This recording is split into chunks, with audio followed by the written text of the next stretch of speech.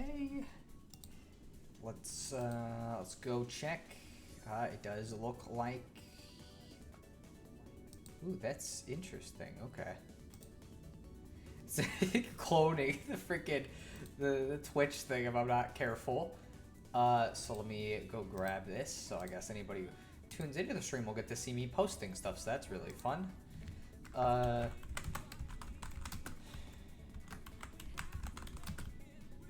Your suggestions very poorly, might I add.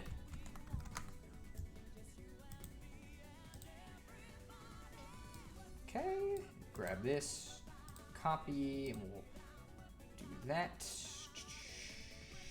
And then let's go post it on the other Twitter that I have. There we go.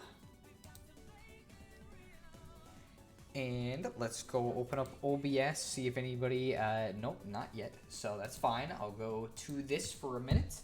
I guess I still gotta do it on Discord too, don't I?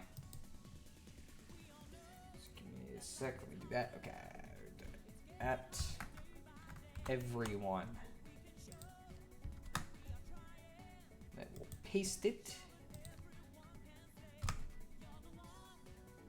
Alright, and there we go. So it's on the Discord. So that should feasibly at least have that dealt with. And I see Egg of Bacon is typing, and I got in before it got posted. Well, I'm glad that you're there. I'm not looking at the chat yet, but I'll be looking at it in a second. Okay, first question mark. I think so. Yeah.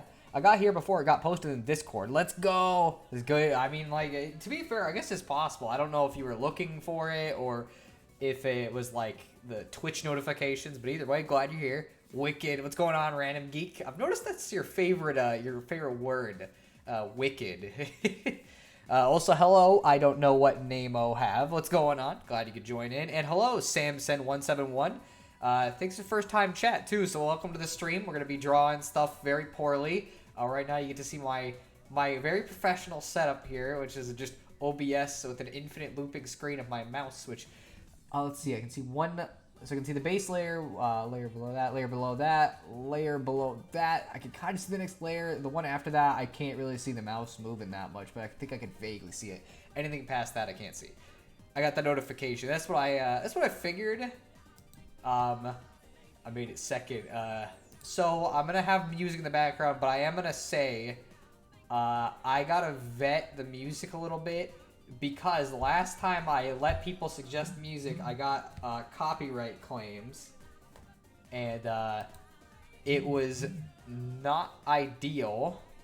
Also, shoot, I actually don't know how to do the thingy-majig where you like. Let me see. Give me a sec. Shoot. I'm not 100. I gotta do something. Let me see. Oh, I could change the nickname. That's weird. Manage suspicious user. I don't know about that one. I'm trying to figure out how to make somebody a mod, because this. By the way, everybody in the chat, at Samsen171, and tell her she's sus or something like that, you know. Ooh, did not mean to click the profile.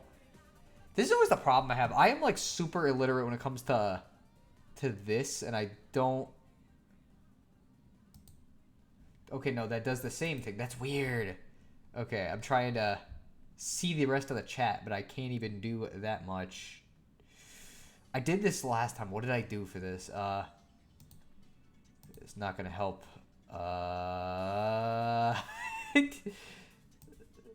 Oh yeah, I think I just did. I just did this and left it like that. Oof! Did it get you a channel strike? Nah, I just got a copyright claim. First Twitch stream I managed to get in on time. Don't think I'll be staying for too long though. Oh, that's fine. Male Cujo, glad you could join in. Shoot. Let's see. You wooed me when you say sus, Sono-chan. You need to do it. She's my sister, and she really loves Among Us jokes. So the more you send her, the better. Let's see. How to make user a mod Twitch. You guys get to see me looking this up. It's very professional. Should I be a username or mod username? Oh, okay. Didn't know that. All right, so I got to do that myself. Mod. And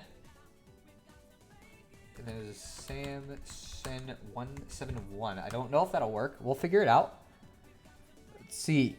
Sonosara sister reveal. Yeah, she's my sister. She actually lives in the same place with me, by the way. So she's literally in the other room. Like, fun fact, she actually like watches everything I make for some reason. Like, she's been doing it for years, even back when I was doing like Let's Plays and stuff. So, you know, clap for her. You know, she's a very sus sister. You know. But yeah, so anyways, yeah, I'm gonna be picking the music, which is, that's fine. So let's see, should I do Sonic or Living in the City? I think is better for drawing here than this. Not that I don't like Reactive Factory. Is the music too loud, by the way? Can you guys hear it at all? Like, you know, figure I'll ask. Seeing OBS is giving me PTSD from a few nights back when I attempted my own Twitch stream and it went poorly. I mean, that's how it goes, man. You know, honestly, I'd say if you're having trouble with it, it is better just to do stuff like on the computer because that's way easier.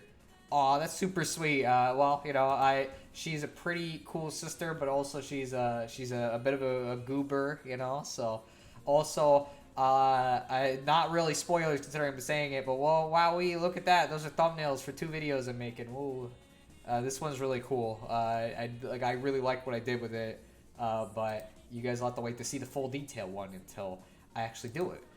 So, yeah, we're going to be drawing really poorly, as you can probably tell by the title. I have not gotten a suggestion for a character yet. So if anybody's got any suggestions, just know I can only draw so many, but I'll try and do what I can, and they're not going to turn out good. That's another warning. You mean the whole clone epidemic? Yeah, I remember him mentioning that. When you play music, there might not be many options for some songs, but if you go into filters and check Creative Commons, the videos won't get you a copyright strike. Well, I just like that video game music usually. Gotta support my bro. Well, glad you're here, Sam. You're a mod now, so I guess if anybody posts anything offensive, then you gotta time them out or something. I don't know what mods do. Thumbnail reveals. Yeah, I mean, like I think they look cool. Clone epidemic. The controller deciding not to work. All that. OBS layers are a nightmare to deal with. Don't try to make complex overlays. Worst mistake of my life. Yeah, no. As you can probably tell, not really doing professional setup. Literally, you can see my freaking stream information over here. Draw yourself. Draw the Sonosara avatar. Monika dressed as Luigi. I can draw this. Okay, so I'm not gonna. What I'll do, I'll put shoot. I guess I'll open up a Google Doc because that's all. I don't have any other things. I'll put down suggestions and I'll pick them, but try only to suggest them between drawings. So, Sonosara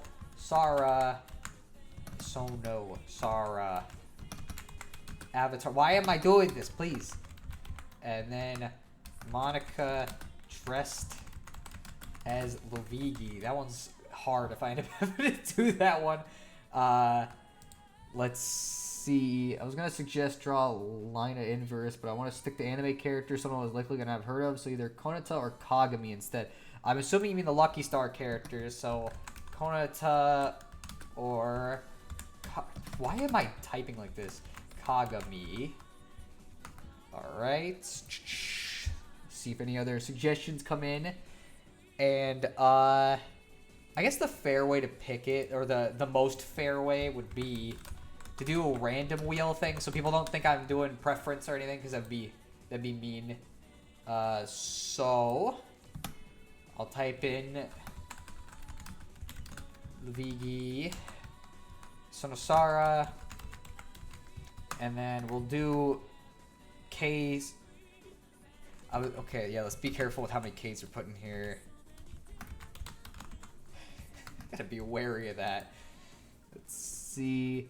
Draw an egg turned into an anime waifu. That's okay. Egg turned into waif. Not gonna be able to see the whole thing on there. Meme option, draw a Sonic OC. And a Sonic OC. I think that's what I'll include in this one. And I may add more later, but I'm gonna click this spin. Wait, let me make sure there's not multiple suggestions from the same person. Sorry. No offense to anybody, but... Oh, sorry. So, I think I'll pick the anime one since that was the first one you picked. Just because I don't want to be inflating the choices. So let's see what it picks. That way it's out of there. Every day's a Mario day, by the way, guys. Oh, we're doing anime, I guess. Okay, this one's gonna be. This is already a great start. Let's see. Let me look up Lucky Star. I want to see which one I'd rather draw. Kagami. Let me see what she looks like. I think she's the pigtail one. Or maybe it's...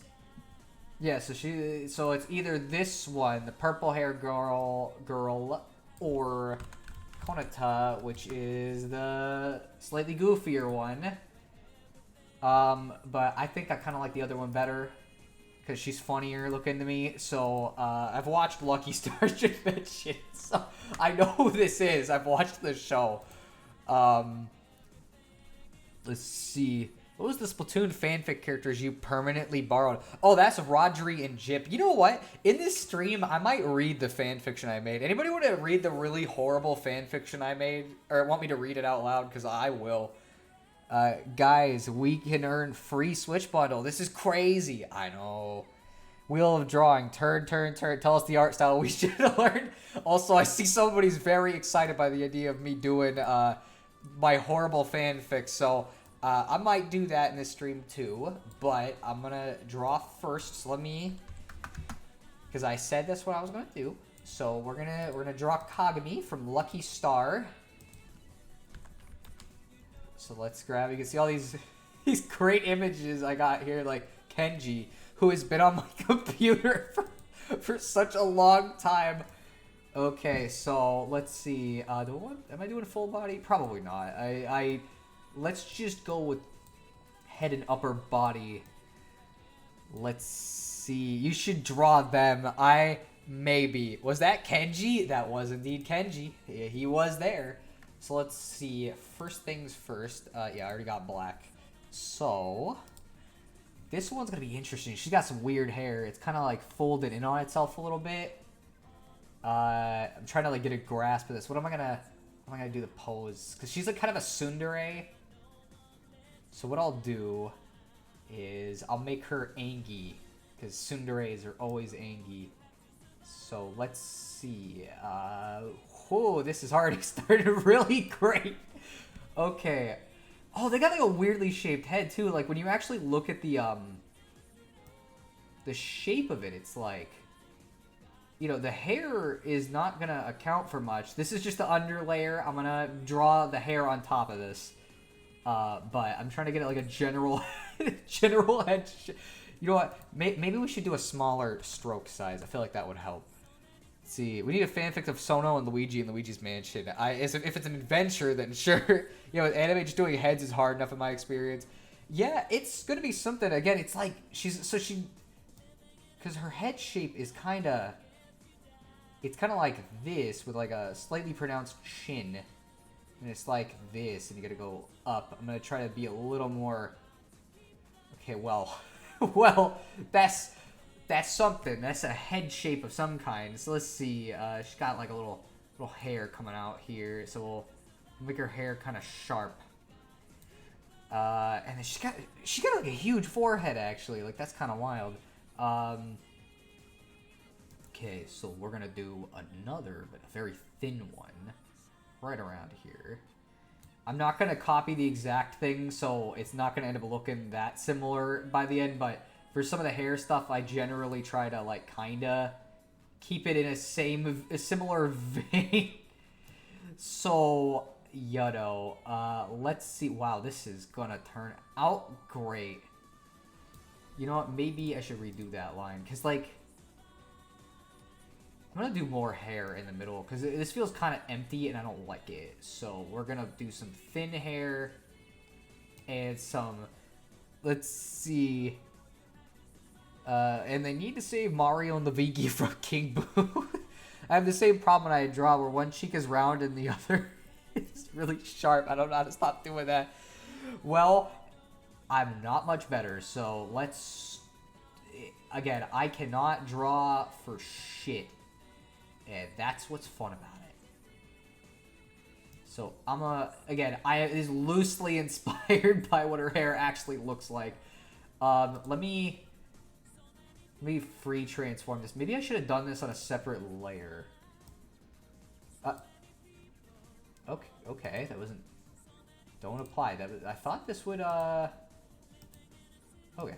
Because I don't have enough room for her actual head with this. So, from these, it's kind of like this with a little lump, and then she's got even more. She really needs to like do her hair a little better here.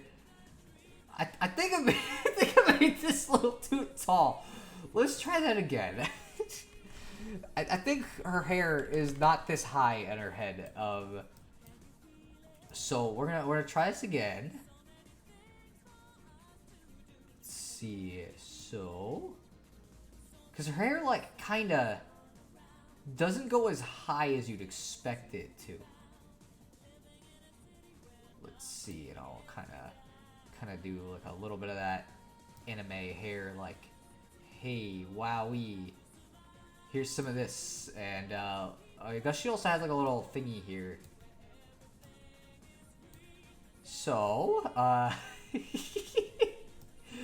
turned it out great. Let's see, she got a big bow though, on both sides actually. So, what I'm gonna do, I'm gonna make it bigger, and let's see. So, yeah, there we go. That's a good bow. Let's see, yeah, I can't draw as good as this image. Trust me, you can draw way better than this. Let's see, Soda, do you tend to do better if you use an actual pencil and paper? I tend to draw way worse if I have to freehand with mouse. Yeah, I tend to do worse with it, but, you know, it is what it is. Only bummer is that there's no donations or subs since your Twitch channel is small. I don't, to be fair, like, it's just free. Like, there's no real reason to donate. So here, I'm gonna draw some more of those little Sharpie hairs. She's got one there. So let's see. She's got some twin tails that come off, and so we're gonna make those nice and long. And I think it should probably be near the bow. So like there is where I would put it, because I don't know if they're this wavy, but whatever. She's Angie. So she gets one of them that's just going wild. Maybe I'll go redo the other one too. Make it so she's Angie. Let's see. What is like an angry anime AI? Or maybe it's more like shocked because she's a tsundere. I think so. It'd be like the little. Are we doing the X eyes, or are we doing like? Let's see. Let me see how the X eyes would look with Kagami. No, that looks like she's dead. I'm trying to think of like the expression they have on their face for that, but I guess it's not that important. Oh, she got multiple twin tails. Okay, so.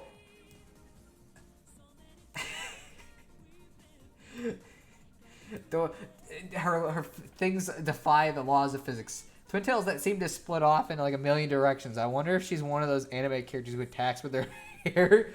Really, the example post strikes me as more as, yeah, I'm just here for a paycheck. That is really what it looked like, though. So she has like 3 of them. I'm gonna keep the third one like kind of close to this one. That way, it's not like too weird. So let's see. So I don't know why she just has one that's a tentacle, but she just has one that's a tentacle. Don't ask questions you're not prepared for the answers to. Alright, so, and I'll put another one below this one. So those are her twin tails. Let's get the well, they got thin necks because it's anime, so like we'll just do that, and it'll give her a slightly longer neck. maybe too much of one there, but whatever. So let's see, what should I go with? Cause she's got like the little school outfit, so I guess I should probably do that. So let's see, triangle it down. See, and triangle it down a bit because I guess it's a little below. So let's see, trying to figure out like how I'm gonna do the cloth texture. Oh, also I gotta do this, don't I? Because there's like a little light thing there, so I gotta make sure. And then I guess her neck just kind of gets cut off like here. And it doesn't look like her shoulders are like that, so, I was gonna, like, try to make her arms go up, but I realized this image is too small to do that, so instead she just gets to be in the semi-default pose, but just angy for some reason. And then, let's see, since, I don't know if the arm would be really seeable here, so I don't think that's gonna be necessary. Let's see. Konata accused her of being a tsundere, but Kagami denied it and actually proved she wasn't by definition in one episode. It doesn't matter. She's a tsundere to me. That's how it goes. Real Slenderman vibes with her hair. To be fair, I cover Slenderman, so I think it's fitting. Let's see. You can simplify it just by drawing her normal shirt rather than detailed as hell schoolgirl outfit. Well, I'm only drawing up to here, so it's not that hard. Kagami once said, "I want to go nuts," bruh. Look at the slender waifu. Don't even open that can of worms, bro. I'm kind of starting to think about it now. I'm kind of thinking of it. Let's see. We could do that. I'm trying to think like how would because like I guess we could do it where it's like these are already tentacles, but then like she gotta have them coming out. Do I want to do that though? Because I know I'm gonna have trouble with the eyes. I could do both models, I guess. You know. See, I'm gonna test some faces out because I've never. No, that looks too straight. That looks too frisk-ish. About that. That looks Why do they all look happy? Like what the frick? I'm trying to think like how eyes look when they're angry for anime because like I've never like had to. I've never drawn anime eyes. Let's see. Actually, I don't know if I can even draw anime eyes. That's a good question. Let's see. If not, then I will do something else. Draw her at Grindstone in Skyrim. That would be very hard to do. Yeah, that's what Konata said in the episode, or read the Tsundere thing. See, so anime eyes. I think that'll work close enough. Because, you know, they're not going to have, like, the full open eyes. The eye is not long enough. This is one of the things I really struggle with when it comes to drawing, is I cannot get eyes to match up for shit.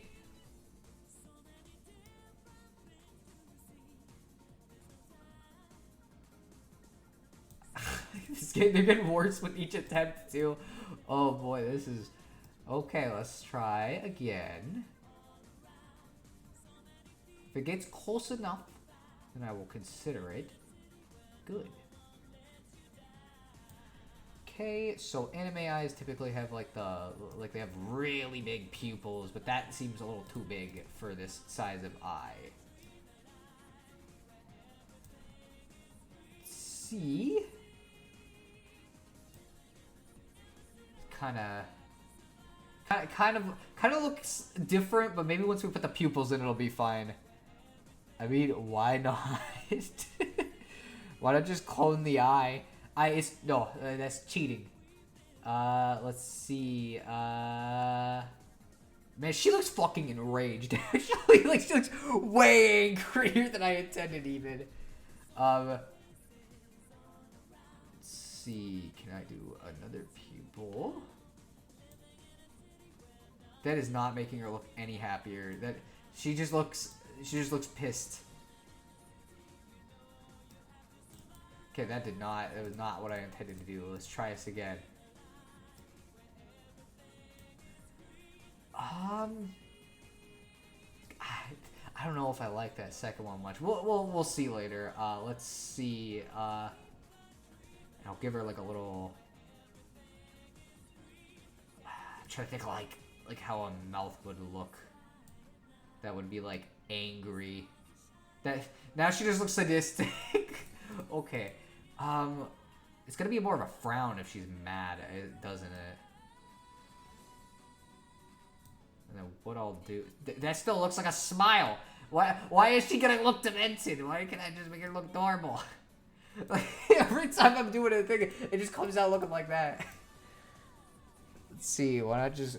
she got them lizard eyes right now, for real. Let's see. No, we do not need more colors. Also, look wrong. Left eye is a copy to the right eye. I like that mouse. She looked like she was planning to take over the world. I guess I could do it. Here, we'll do... Maybe I can make it bigger though. Let's see.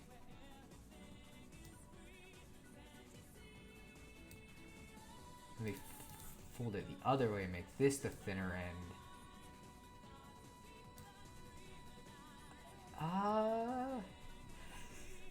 This is going great. Okay, so let's go through some of the smaller details, and I'll start polishing this up and coloring it so it looks a little less like this. Let's see. Actually, I need a little eyebrows. Let's see. Let's see. So, would that look better? No, that's a little too high.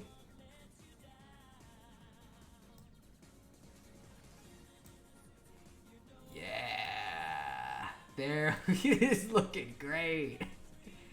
Okay, so let's see. She got like two whatever like white stripes. So like I guess it'll. This, give her one white stripe, and then this is a pink stripe again, and then we'll get another white stripe. It's a little more than I intend to do normally, but whatever. And I guess this side will have a slightly smaller pink part. Okay. Pink. This is going great.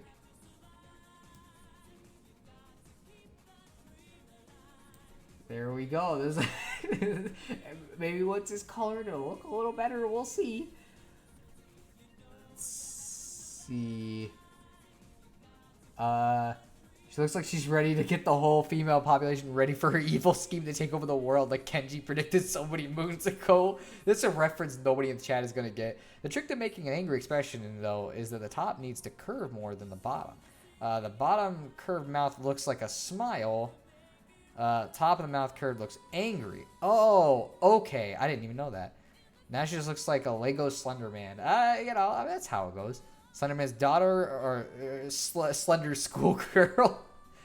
There's actually an anime about Cthulhu Mythos monsters as high school girls. Well, she sure looks like she would be a part of it. So, let's see. What do I do next? What should I go for next? Because coloring this is not going to fix the fundamental problems with this. But that's how it goes. I am not good at drawing humans. Nah, let's make that. She's got a big forehead. Let's embrace it. Let's make that longer. Okay, and then I guess what I could do is we'll color first, and then I'll add details on top. So, and then maybe I'll fix up some of this as we go, and it'll look a little better. So first things first, let's go for an under all of these layers thing.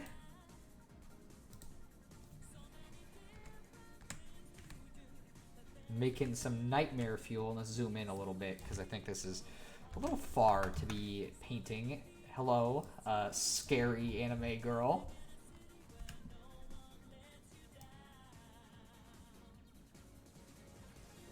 Okay. Let's see. Coloring goes a long way to making the art look presentable. I don't know. I've seen a lot of line art drawings that look decent, and this is definitely not one of them.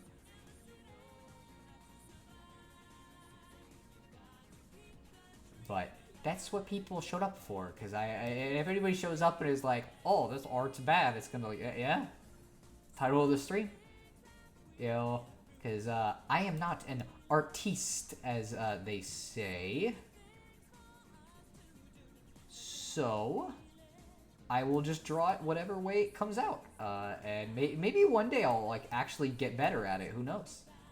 I doubt it, but it's not impossible.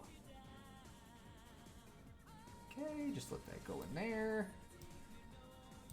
And I may try to fix up certain parts of it as we go, but not this part, because this is whatever. It's about what I expected it to turn out like. Let's see. Bro, using a mouse to draw lol. Yeah, well, I mean, like, again, I'm drawing a professional picture of Kagami from Lucky Star. the likeness is uncanny.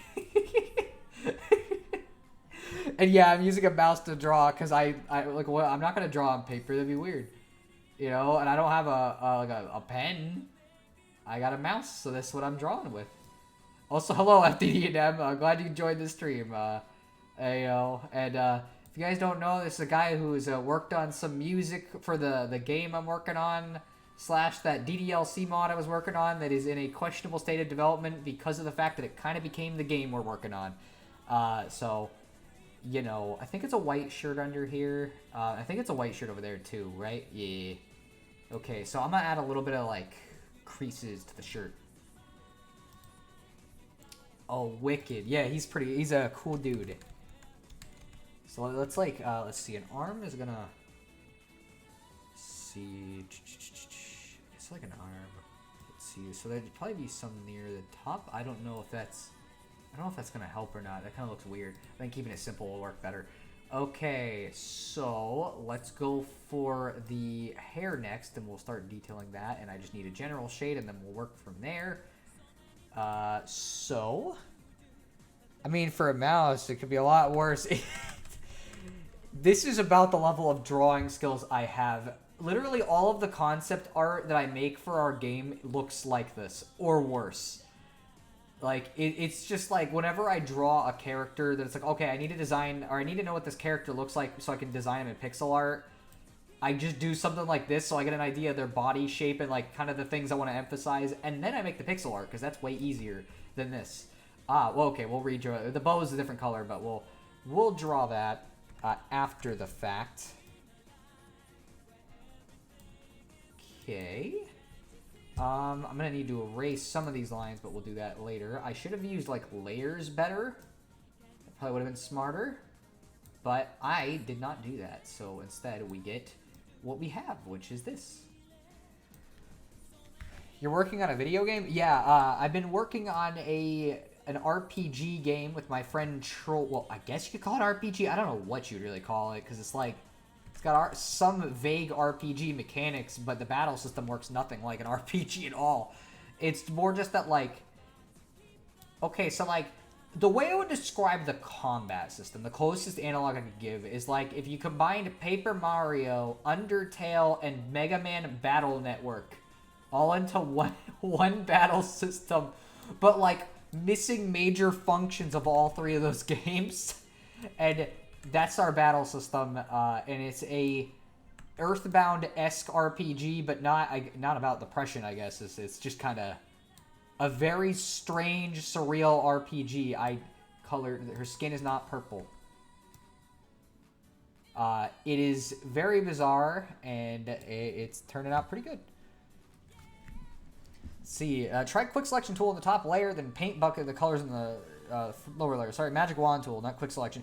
So I would do that, but the problem is half the time when you do the magic wand, or at least when I do it, what happens is it'll select most of it, but there'll be like a weird white outline at the edge of it, and I don't like that. So I'd rather paint it manually just because it's more fun that way, like this, because it means that for the thin stuff like this, I can actually like have it color in myself without having it look weird. or having to go double back and do the same thing anyways, so. Let's see. Will you be releasing it to the public? That is the plan. Me and Troy aren't exactly sure how. We've debated just kind of making it free.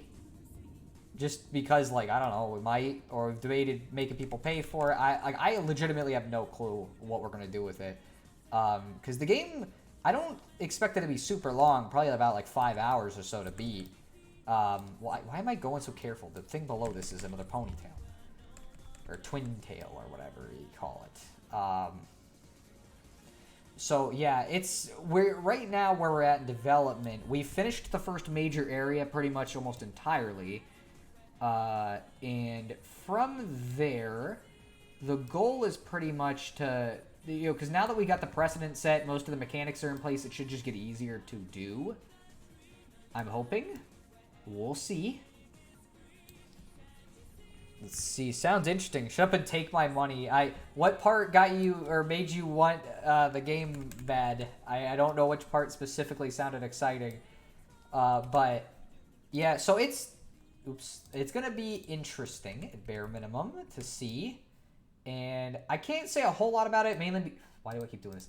Because I don't like spoiling anything. It's why like our DDLC mod didn't actually, like, I barely talked about most of it, even though we almost finished it. That's what I feel bad about. But the idea we had for it was so good that I just straight up did not want to drop the story into a mod when I could make my own thing with my own characters.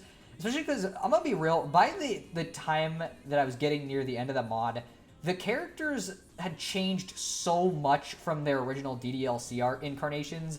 Like, ironically, the one who was closest was freaking Natsuki, because Yuri was, like, kind of close, but was slowly becoming something else, and Sayori was just straight up a different fucking character. But also, another problem I ran into with the game is that, like, so the romance stuff with Monika definitely was good. I'll just erase that. But I'm gonna be real, I think at a certain point, I started to realize the chemistry was actually better between Sayori and the protagonist than fucking Monika. Because I just wrote Sayori in a very particular kind of way that was way more fun. Like, I basically, because in the original DDLC, Sayori's kind of a pushover, like, she doesn't really, she just gets hit with his verbal attacks and kind of takes it. But the way I wrote her in the game is, like, it was a constant back and forth with the two fucking with each other all the time. You know, like, not, like, bitterly, but just more, like, she could actually throw back insults and have fun with it. And I preferred that dynamic a lot. Let's get a darker shade here for under the other ponytail. Let me see. Select, modify, expand by a couple pixels. But hey, the old-fashioned brush method works, I guess. If you were considering making it free, you could do a low price like $3. I guess I could. Again, I have no idea what the plan is. The part where you said that you're making a game is making me want to buy it, bruh. I can relate. I've been working on various webcomics for years, and most of them started out as fanfics before I realized that was too limiting, and I was coming up with too much stuff. Basically, was making an original universe. Honestly, I never played DDLC. I want to, though, and it's free, so that's good. Play it. Please. Play the game. It's very good. I wasn't aware a new game was refitting of the DDLC mod. Neat. Yeah, no, that was the thing with it, is, like, because the DDLC mod had a lot of really cool ideas in it, and I just did not like dumping it in a that did not go as planned.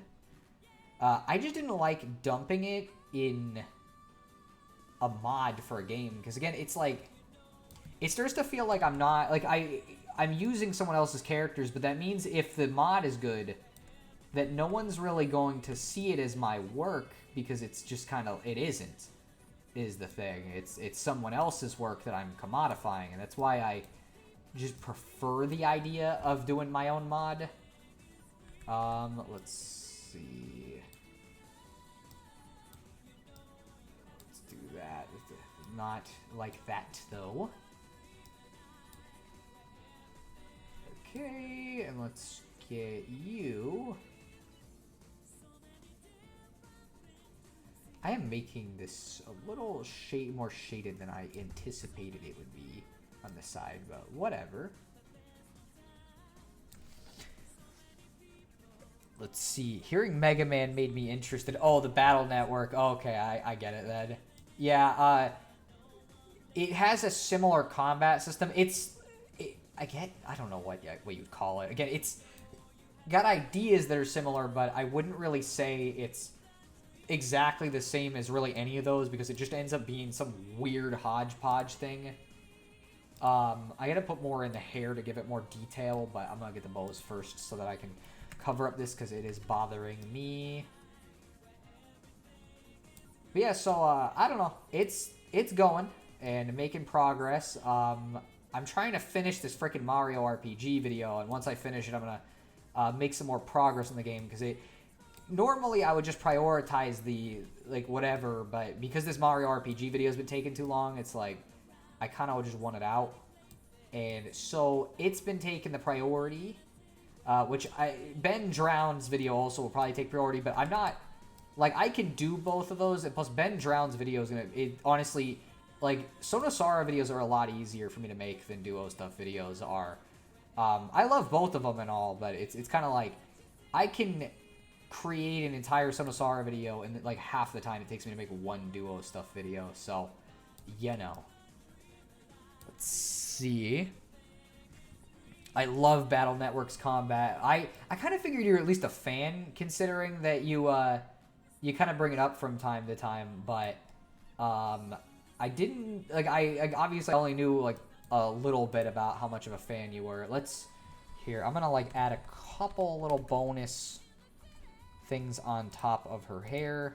It's not that layer. I didn't really plan these layers out that well, so I guess it doesn't really matter much. Here, let me give her a little more hair stuff.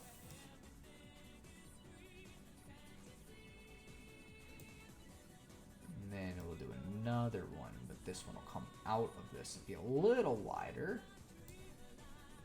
And then we'll kind of do this. Do that. Let's give the ponytail some kind of definition. Maybe I should also add a little shine here.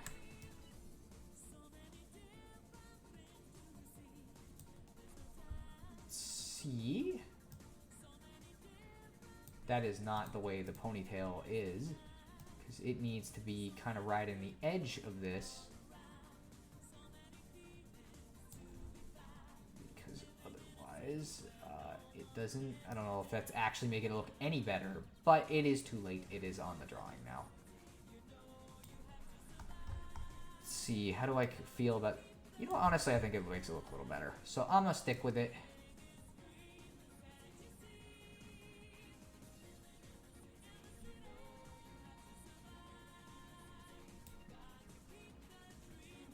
Let's see. Yeah, I get that. Your ideas will be overshadowed by the fact that it's some unofficial version of an existing IP rather than your own. Pretty much, yeah. I just think it is not ideal, and I'd rather do something more interesting. And people might actually be like, wow, that's a cool game that was made specifically by this guy and this other guy, because my friend Troy's obviously doing the coding. But, it's I'd like to have something of my own that I made that can contribute to the world a little bit. So I would like to do that. I'd like to have this release at some point. And so far, I like it a lot, and it's been, Troy especially has been doing a real good job with the coding end of it. I've been really impressed with what he's been doing. It's definitely a little unpolished. Honestly, the worst part of it is the face, though. Without a doubt, it's the face. Here, let's get the skin on. They get the skin on like that. It sounds like a freaking, she's wearing somebody's face. Battle Network is tied with Legends as my favorite Mega Man series. That's why my Kokoro broke when I was seeing it take 1 to 2 months to get my copy of the collection. Well, funnily enough, that's the only Mega Man series I've ever spent significant time with, because I like Battle Network's combat a lot. There's certain things I don't like about it But those are the things that are also not present in my combat system, since it's like, wow, if I'm making my own, I'm gonna do it the way I want it. But yeah, Battle Network's like just kind of the most fun Mega Man sub-series to me, so I get it. The collection looks cool, but I guess because I already have multiple copies of the games, to me it's like, well, I don't know if I want to buy the collection for right now, when it's like, well, I already own most of these, you know? Let's see. Not only that, but fan projects tend to get judged by weird standards that original works do not. Just another reason I stopped doing fan projects. That is true. I think people would have really liked it still, especially because for a DDLC mod, it had a lot of professional stuff put into it. I had a lot of artwork made for it, which really sucks because it's like, I don't know what to do about it. I've considered just finishing it while we're finishing the game and releasing it at the exact same time or something weird like that. You know, maybe I'll do the horror YouTube thing or whatever and be like, oh, there's an ARG in it or something. I don't know what kind of ARG would work with a dating sim visual novel and a freaking goofy RPG, but I guess ARGs don't have to be horror related, but I guess it'd be weird to put it in a non-horror project. So I don't know. Plus, I don't know who the frick would be looking through a mod for that kind of stuff, so I guess maybe not the brightest. Let's see. Well, thanks. I've been working pretty hard on it. Yeah, that's Troy, by the way. He's the guy coding it. He's like, honestly, like I try to tell him this when I can, but like he's freaking doing a great job, and it's hard to overstate it because it's fucking like kind of mind blowing to me seeing like I give him shit like assets to work with, and he just makes it into an actual working mechanic somehow, and it's like, bro, how the fuck does that even work? I'm gonna have to erase a little bit of skin because it's in her eyes, and that's generally not ideal. On a scale of 1 to 10, how hard would you say making a game is with two-man team? I've been interested in game design plus modeling in general. I can't really say because we haven't finished it. I will say it's very time-consuming, but the thing is like, if you want to do a game, like I know this sounds like kind of a cringy thing to say, like, oh yeah, of course this is gonna be your advice, but like literally the best thing to do is just start doing it, because I literally got this from the same model, but I swear this looks like weird on this. But yeah, it's like the best thing to do is just to start trying to do something, because like if you never do it, you're never really gonna start, I guess, you know what I mean? IDK would looking through a mod for that stuff. MatPat. Well, I don't know if MatPat would be looking through a DDLC mod for that. I might give her teeth. I feel like that's like not a controversial thing, but because there's no teeth on it yet, it's like it would be a little weird normally, but I think I'm gonna give her teeth. Let's see, how big should her teeth be? Yeah, there we go. And then I'll, I don't know if I'll give her a mouth under this or if this will just be the teeth. The eyes are the thing I have the biggest problem with here because I think, let's see, which layer of the eyes drew? That looked fucking horrible for a second there, gee whiz. Can't wait to see more of the game than just hearing about it from you two. Funny thing is, yeah, I haven't actually shared much about it. You know, I might even like just show off a couple little small things, not too much. But I think showing off a couple little small things would be kind of neat. Wait, why am I erasing this? If anything, like, what I should do is... I'm just trying to see if, like, I could draw a better eye on top of this, but I think my problem is this one's not rounded. But I guess the evil eyes kind of make this drawing. So, like, really would it be the same without the evil eyes? I don't know. So, first things first, I guess I gotta give her a little white... Oh, wait a minute. That's the layer above. Gonna give her a little white anime sparkly eye thing that exists on anime characters for some reason. The second one was not big enough. That looks misshapen. But I don't know what I'll show. Maybe I will, maybe I won't. But we'll figure it out. Yeah, you were kind of right. Adding the color makes this a lot less horrifying looking than it did earlier. It doesn't look good, but it looks a lot less horrifying looking. I don't think I made this white spot large enough, so I'm going to have to erase a little bit. Let's see. Let's do that manually so it looks a little bit closer to the other one. Kagami model kind of look like she's looking at your drawing and think this must be Konata's work. It's possible. It's non-zero chance. Let's go see. Okay, so that's a... We'll just make a brighter shade of blue then. Like a way brighter shade, like that.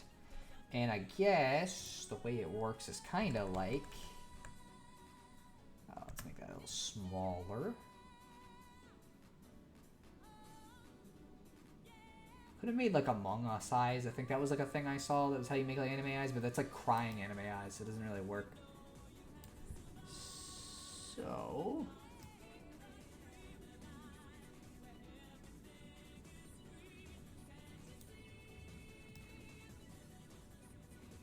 Okay.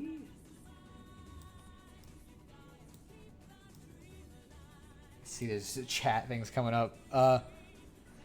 There's a name for that sparkly thing. I think it's called the sunspot or something, and it's added because the drawings just look wrong without it. Yeah, I think without it, it'd look kind of nightmarish. I think it kind of indicates they've got life or something. In anime, whenever they lose the sunspot, it means they're dead or under mind control or something. That is generally the case, isn't it? Let's get this, and we'll get a slightly darker shade of it. I'll add some shading below her hair. Not much, but let's do it in like areas where it feels like it'd be logical.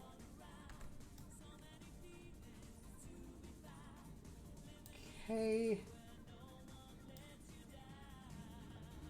It's like barely noticeable details, but I'm gonna do it anyways.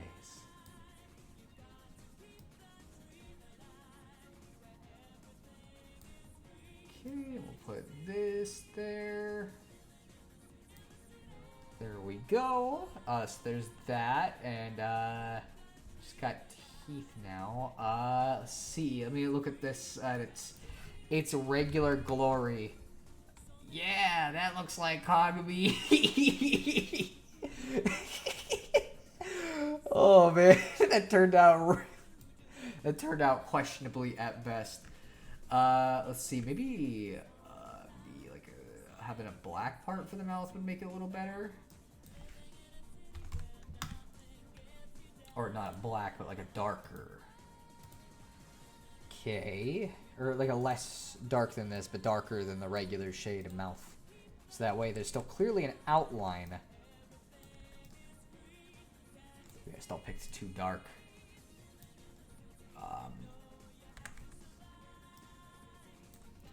It kind of looks better. But it also doesn't at the same time. Let's see. It looks like she's looking into my soul. Well, she looks pretty hungry then. 10 out of, or isn't that just anime dead fish? Like 10 out of 10. Post the final image on Twitter. I'm gonna post all of them on Twitter, bro. The Lucky Star style of eye presents a challenge for me because, like, if you notice the white parts are not inside a lion, but just there's a white part separate from the skin. The thin, non-existent line, there's something the pencil-using ass can't get used to. It's had a gorgeous masterpiece, this one. Oh, yeah, looks great. Just absolutely the same as this image. Like, just so close. I feel like, okay, so maybe... Well, no, she's got a lot of fucking space. There's a lot of dead space. Why does it feel to me like this one has more... Maybe it's because her eyes are not as wide apart. That might be why. Which is, like, a little unfortunate, but it is what it is. That's how the drawing came out.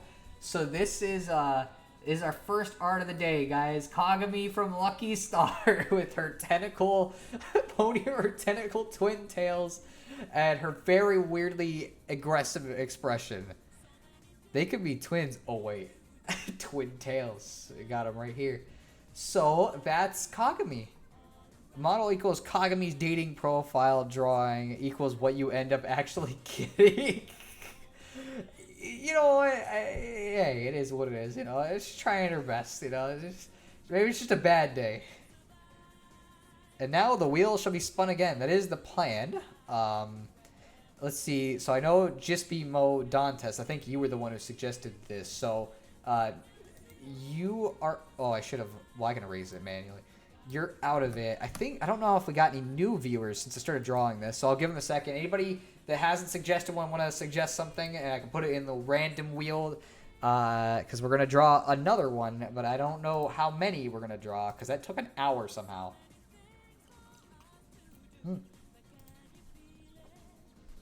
Let's see. I would still hug her, though. I mean, like, she kind of probably needs a hug, considering how she looks.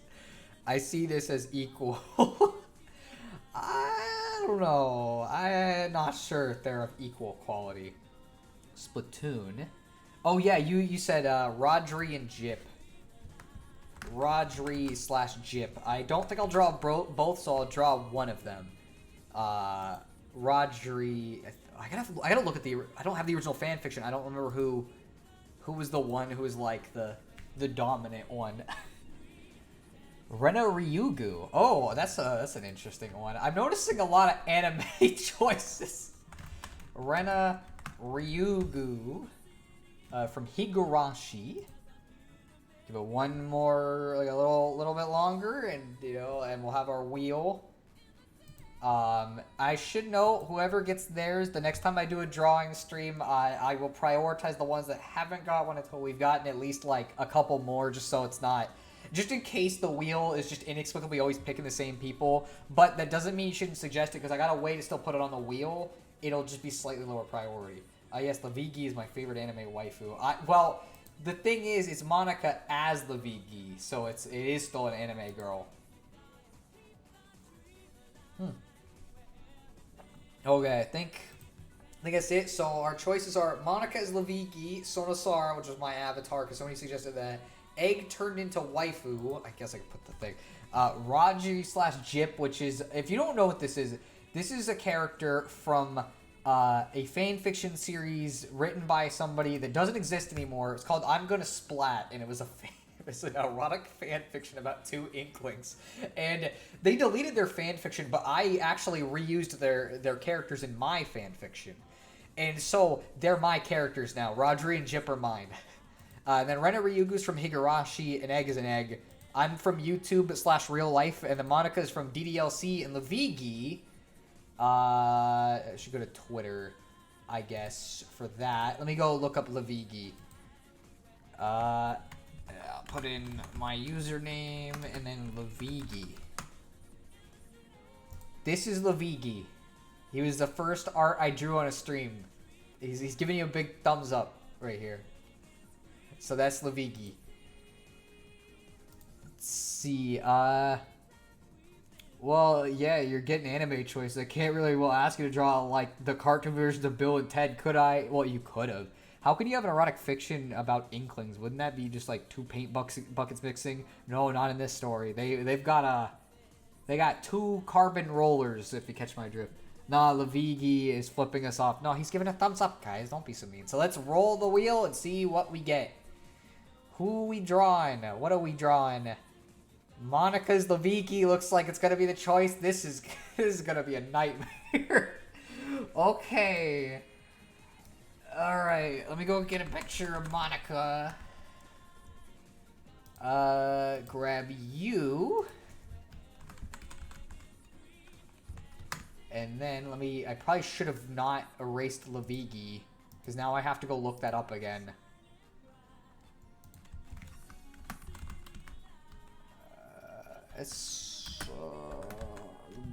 Lavigi.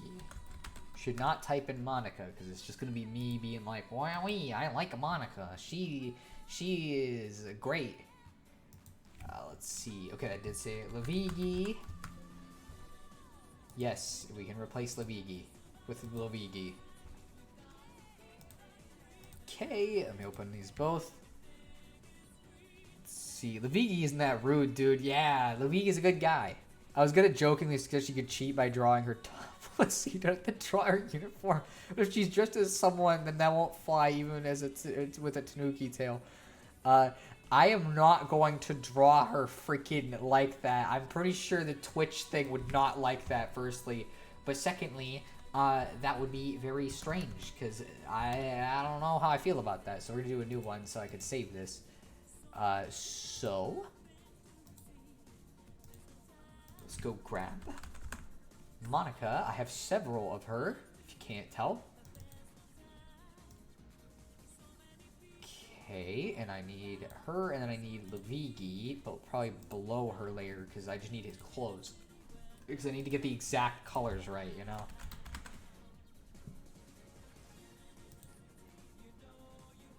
She looks under... How? Like, firstly, bro, the last character we looked at is more close to that, but secondly, Monika is canonically 18 years old, actually, so... Okay, I'm gonna flip this over, because that looked like it was gonna be weird if I put that anywhere in the position, so we're flipping him horizontally. Okay, and we'll put them here together. He is defending her honor. And what I'll do, so I don't have this massive amount of blue in the background. Nobody needs to see murder guys dressed up anyways. Undressed anyways. But don't diss my wife like that, okay? She is the greatest. Hey, yo, what was that one picture of Monika hugging? Let's see. This one. Moni hug one. There you go. She's hugging. I'm in a Discord chat with a lot of, like, huge Monika fans, and we repost art of hers. So, like, every once in a while, I'll post that one in there because everybody likes it. So, let's go on the layer above these two. And let's see. I'm gonna have to draw a little more than her head this time. Because...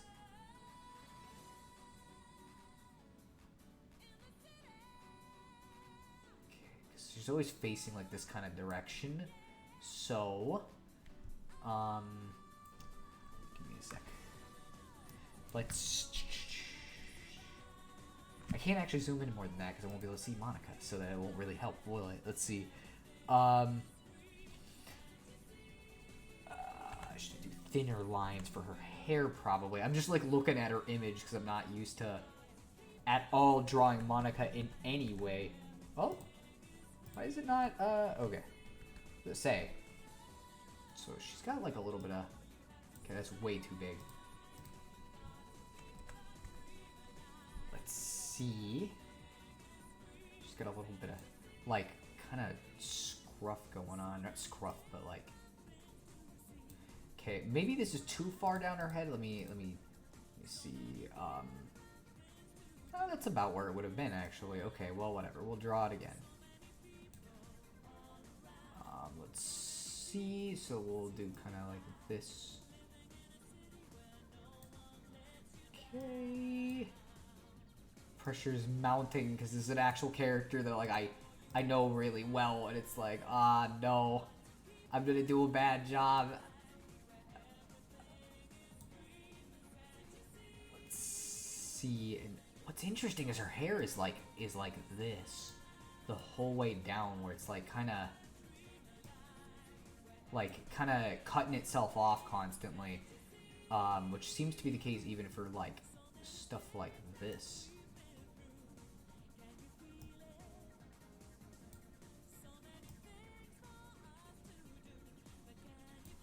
Okay, so I guess we'll do that. And then she's got, like, a little... she's got, like, two little, like, whatever you'd call these, okay, that's way too weird. That is not... it is way too, fat looking for hair. Really. I know Kagami... Okay, what am I doing there? Let's see. Well, I gotta go, since apparently, as human beings, we require food to survive. Hope the drawing goes well. Thank you, and I'm glad you could join in. I found Monika Luigi on DeviantArt. I'm not surprised that exists. So if Monika's ponytails got in a fight with Kagami's, who would win? I guess, like, because hers is, like, she got one real big blunt one and two small, like, little side things, whereas Kagami had big long ones, but it was, like, several consistent ones, so I don't exactly know. Okay, and we'll do this. There we go. That's what I'm looking for, kind of. Okay, and we'll, like, split off some little hairs here for her. Okay, and we'll try this. I gotta remember she's got a hat on. So that's kind of why I'm not drawing the top of her head yet. So let's see. I'm gonna draw like a little stretch of it. That didn't exactly go the way I planned. We're gonna redo that. No. Get it back here. I'm not redoing all of that. That one turned out decent. I'm just trying to get like a little bit of extra hair here and there underneath. Okay, so there's that. The head doesn't look that bad yet. I don't think we'll be able to see her bow because of the Luigi's hat thing, so we'll... Let's see.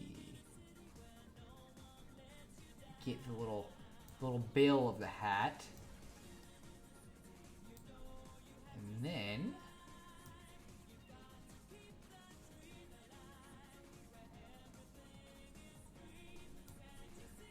Alright, yeah, he's got an L on his head still for Luigi.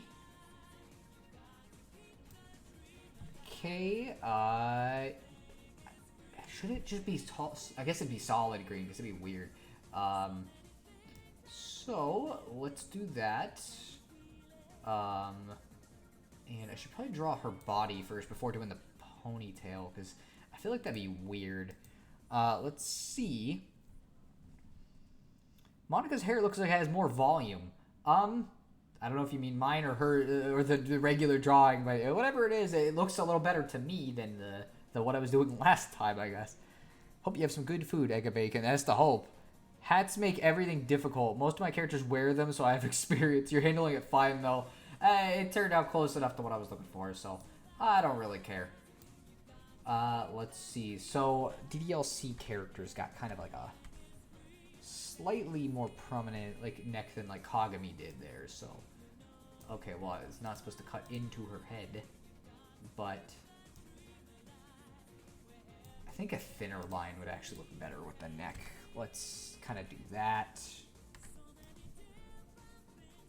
Okay, let's see. It's like kind of like this. I don't know if she's like, I guess she's facing slightly this way, so like I guess it would make sense. So her outfit, I'm gonna have to look kind of closely at this because this is a little more complex.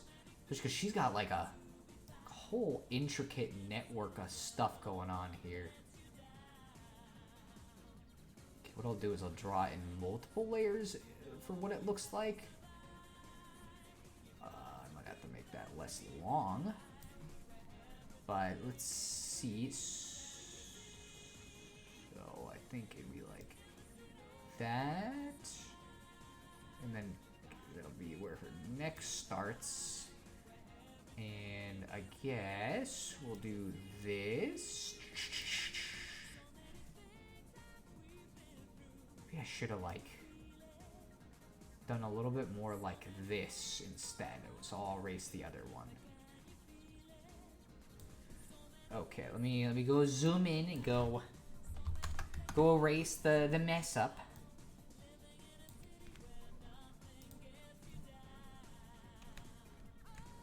See, that hat alone looks better than any hat I've drawn. I mean, like, I don't know about that one, Chief, but it's good enough for the drawing, so it's good enough for me.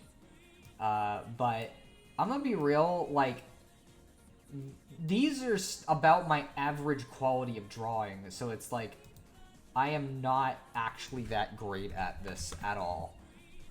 So, you know, I think a lot of it is just kind of wanting to make something kind of stupid and making it. And so it's just like, hey, wow, I'm going to draw a character. Ooh, yippee. I did not think about the fact that that looks kind of like her arm doesn't go out long enough. So let's give her a little bit more of an arm. I'm going to put it down so I don't have to draw the hands too. It's a strat right there. Because I am lazy and I don't like drawing arms at all. Or hands, so... And I'll make her hand more bendy, her arm more bendy here, I guess, because she's like gesturing a little bit. But you won't get to see it. Okay, that is not a good arm at all. Okay, let's see. Oh yeah, girls got like a fucking thing, don't they, that makes this more complicated than it would be. Shoot. Okay. Frick. I don't think I've ever drawn like a girl that had like I had to like do this for.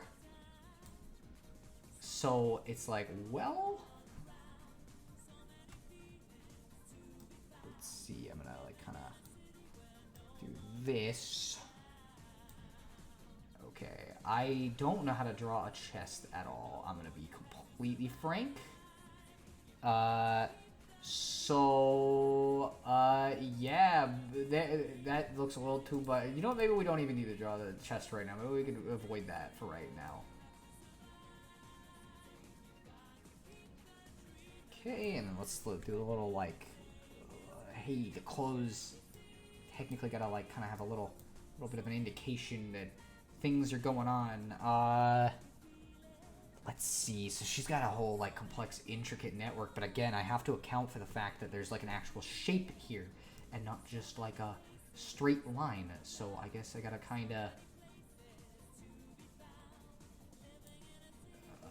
let's see. Is that... That didn't look wide enough. But I guess, like, the original not very wide either. But I think I gotta, like, kind of do more than that for this. So anyways, how's everybody's day going? I hope it's going well. So far, mine's going okay. I'm gonna like do a little bit of that checkerboard pattern that she's got going on with this whatever you'd call it. The vest.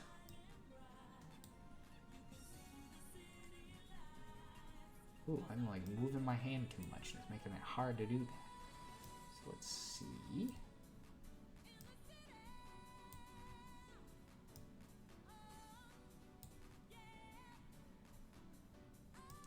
Okay. Let's see. It's been mid. Why has it been mid? Why couldn't it be decent? Okay, and I'm gonna just have like the general shape because it's gotta have an outline, unfortunately. But I'm not gonna draw big boobles. So none of that for you guys. I should have given her the overalls. Now I think about it. Shoot. No, I already put too much work in this. Okay? I already put too much work in this. She's wearing a normal outfit. This is hard to do. So let me... That's too big. It needs to be thinner if we're going to make, like, clothing lines. Because it seems like... her clothes kind of stretch a little because they're not really like built for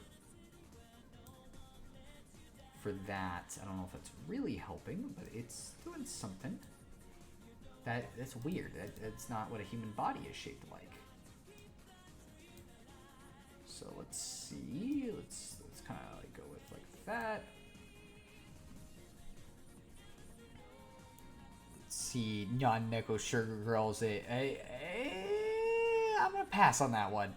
I have no sleep schedule, and I have a depressing dream about a place I visited a lot as a child being completely different. But I got to pet kittens, and watching you is making me want to pull out a pencil and paper, so it balances. Well, I mean, there's nothing stopping you. She could have the tie and overalls. I guess we could do that, but it's not a tie, really. See, what this is like, this is the outlayer, and this is a vest underneath. Like, that's canonically confirmed. My brother wouldn't stop running into my room playing his dank memes, so I couldn't record anything today. Ah, that's unfortunate. Sorry about that. Right, because anime knows what the human body looks like. It knows it better than what I know. Okay, let's get that, like, ponytail handles. First, look at the back of her head a little bit. It didn't exactly go as planned. And then it's like... I guess it's going to be coming out of the hat. And because her ponytail is freaking massive, it's going to be taking up, like, a good chunk of space. And so, I think we probably should kind of... That's too thick. That's weird to have as the outline, or thick, or almost as thick as the outline when it is not.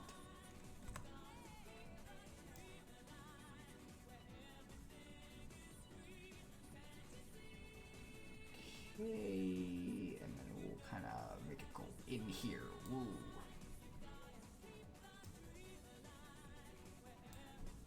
Okay, and we'll kind of do this, and then occasionally come out here.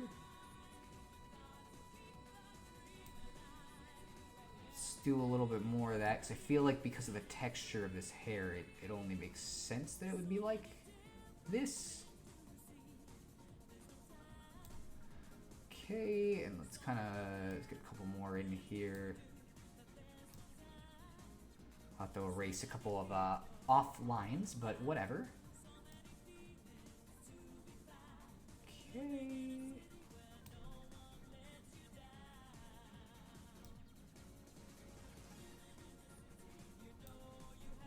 Let's see.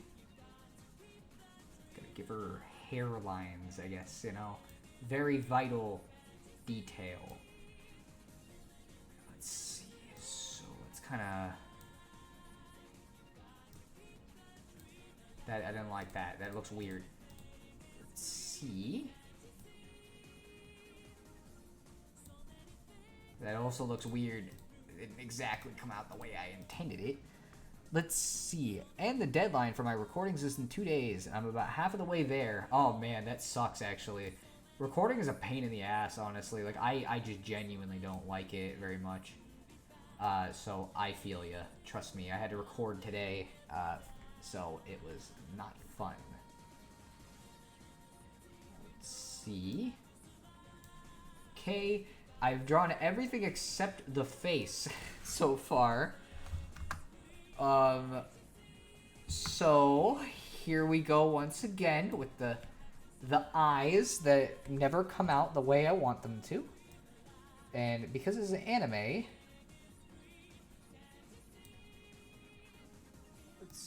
but she's looking slightly to the side, so let's put the eyes like this.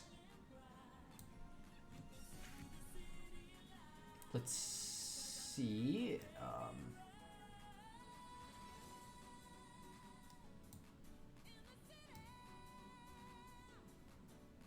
I think these eyes are too small. They don't really work. Because they ain't looking anime-ish. They gotta be bigger.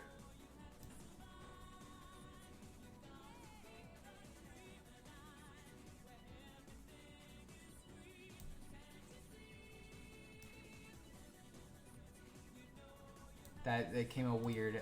Let's try this again.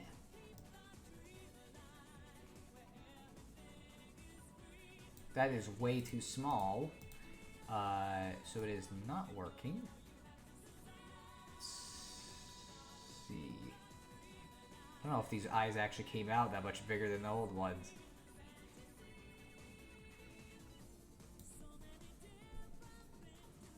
Let's see. Tie your brother up and lock him in a closet until you're done, bro. He's 5 years old, you loot. Honestly, the drawing doesn't look that bad. The hat really works with it. It looks better than it could, but I would not say it looks good at all. But that's kind of how it goes. Let's see. So let's kind of do this. Give her the old cat eyes treatment.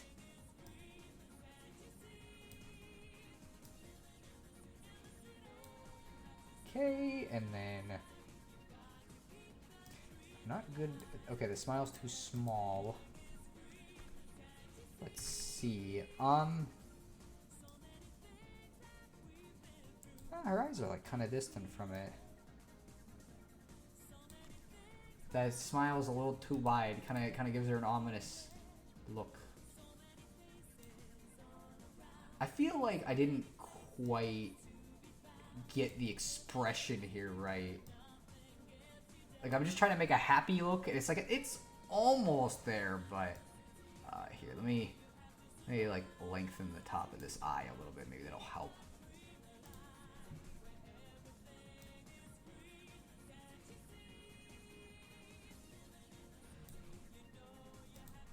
kind of helped. Okay. Well, that's not good, though. No bent. Pupils do not bend. Okay. And you gotta make sure her eyes are fixed on you. I guess we could, yeah. What I'll probably have to do is kind of a... Because with anime eyes, like, a lot of the direction they're looking, it seems to be down to, like, where these white things are. So we'll do that. So let's start coloring the thing. Starting with the hat, I guess, and we'll go down from there. Okay, so...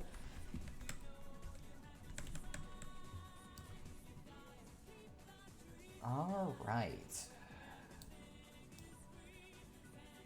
So, anyways, yeah, my day's been going pretty alright. Obviously, I mentioned I recorded earlier, which wasn't fun, and I was kind of feeling a little wonky this morning, but I'm feeling okay for right now, so that's what matters. So, yeah. My plan for the rest of the day after we're done with this is I want to edit a bit more, if I can. Because that Super Mario RPG video ain't going to finish itself. I'm going to have to fix that little dot there that ended up on the hat somehow. But yeah.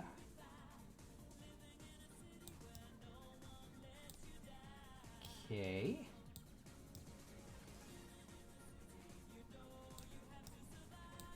I'm glad whoever asked for this didn't ask me to style it like Lavigi, because that would have been a lot. It would have looked horrible. Okay, let's get that cleaned up. Oh, wait a minute. Ooh.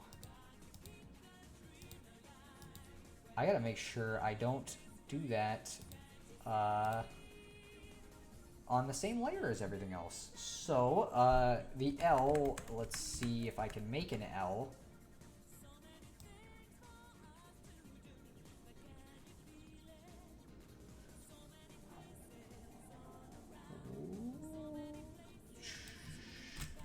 The L is for Laviki.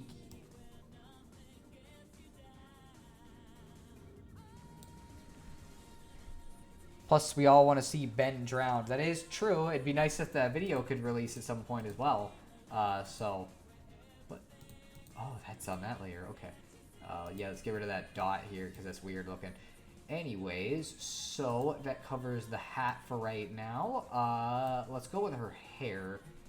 The base color is more like that. And then we'll kind of color it as necessary for the shading. But... Oh, wait a minute. How about not on the top layer? That would probably help. Okay, that's the layer that I am working on for this one, so... I don't gotta worry about coloring into the hat either, which is nice. Did not technically, like, actually finish some of these, so that's interesting.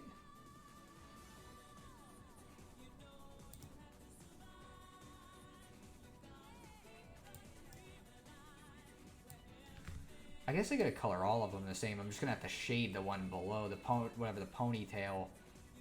So not sure about that smile. The more I look at it, the more it's like I don't know if this turned out. If that smile is great, but I'm not good at faces, so it's not surprising.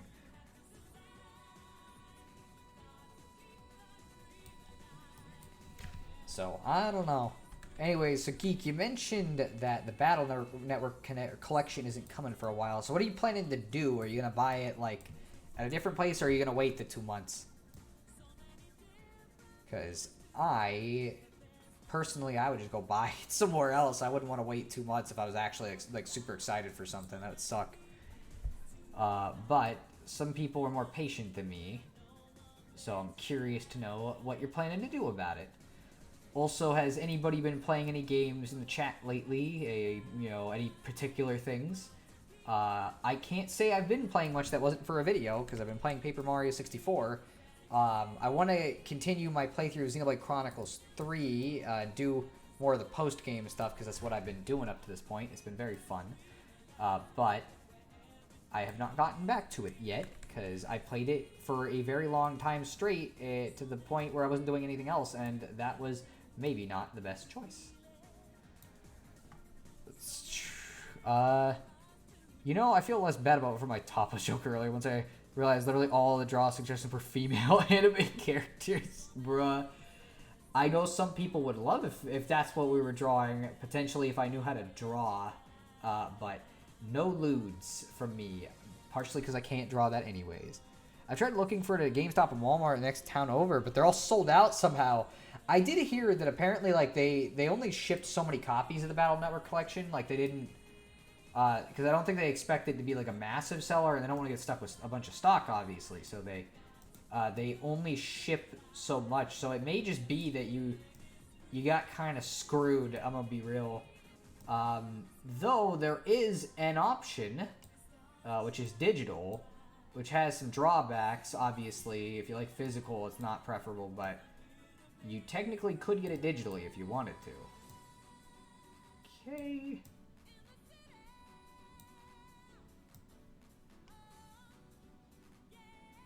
I feel really bad for just he suggested fucking Kagami, and the drawing for Kagami turned out way worse than this one did. Now I feel kind of bad.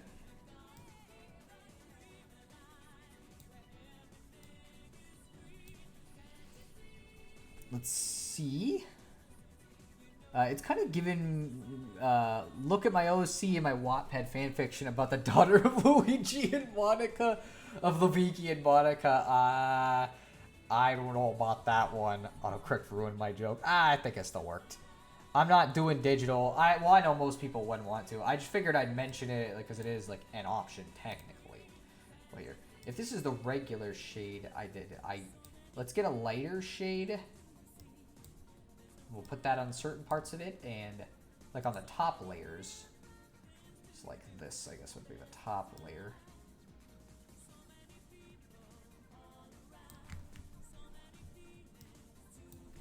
Let's see. I've been trying to hit the RPG well again, switching from Breath of Fire for SNES and Persona 5 Royal for not SNES, but I also messed with other genres. Played some SNES game called Excalibur 2097, which I recalled owning as a kid, but sold.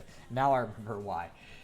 Yeah, when you're playing stuff like that, sometimes you start to realize, oh yeah, no, this was not very good. But it is what it is, and hey, you know, I don't know if you paid for it or not, but either way, you got to re-experience things from your childhood and actually figure out whether or not you still liked it. So there's purpose in it, at least. Let's see. I'm gonna do like a thing here. Okay, we're gonna try to get this for this piece here.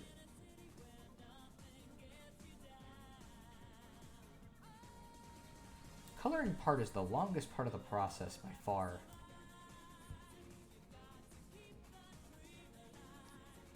Or at least it's the one that feels like I have to spend the most time on it, because it takes a while.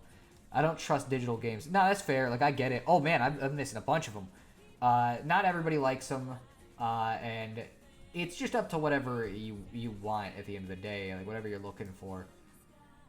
I'm gonna like kind of just color bits of this one, because this one's behind her, so it's not gonna have the same axis where it'll get as much, but it might get some of the light shade. And then what I'll do is I'll take the darker shade, and we'll get a darker one for this.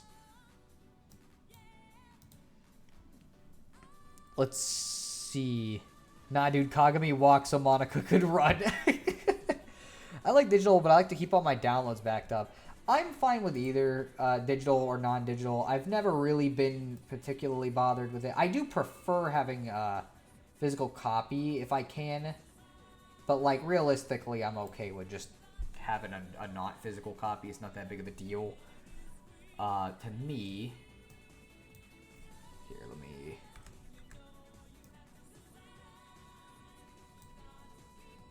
I know that these small details are very rarely ever seeable, but I'm going to put them in anyways.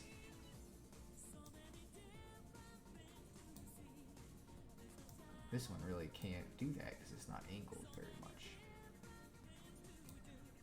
Okay, do this one. And then what I definitely need to do is this needs to be shaded so it's clearer. I may need to shade this one even more. Because this is behind her and I want to make sure it's obvious that it's behind her. Let me finish that part and I'll look at the chat again.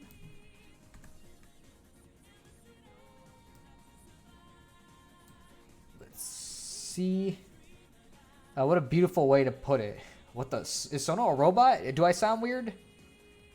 Here, I'll go to the Twitch stream so I can see what I sound like. Let's see, I'll talk. Doesn't sound like I'm a robot. Huh. You know, maybe we should change the music. We've been like listening to the same one for like this whole time. So actually no, let's Regal Ruin. We'll go with, or actually Radiant Emerald. We'll go with Radiant Emerald. I don't know why I'm just always in the Sonic R mood, but I like Sonic R's soundtrack. So listen to that. I know we got a new person we got a person that's in the chat that wasn't here before, so let me go respond to them real quick. No, not Adobe Premiere. Not I freaking whatever. It'll stay open. But let me check this. Tell me about it. I've got like a 7-page comic drawn, but the thought of scanning it and coloring makes me cry. Who that? Hey, the Chamberlain one. It's Monika with a Luigi hat. Originally, it was supposed to be Monika dressed as Luigi over here, but I forgot to do the overalls, so it's just her in a hat. Plus, I want it physical for a meta reason. The whole game is about using chips and plugging into the net. Putting that cart into the Switch would be like being a net operator. Okay, that's fair. I get that completely.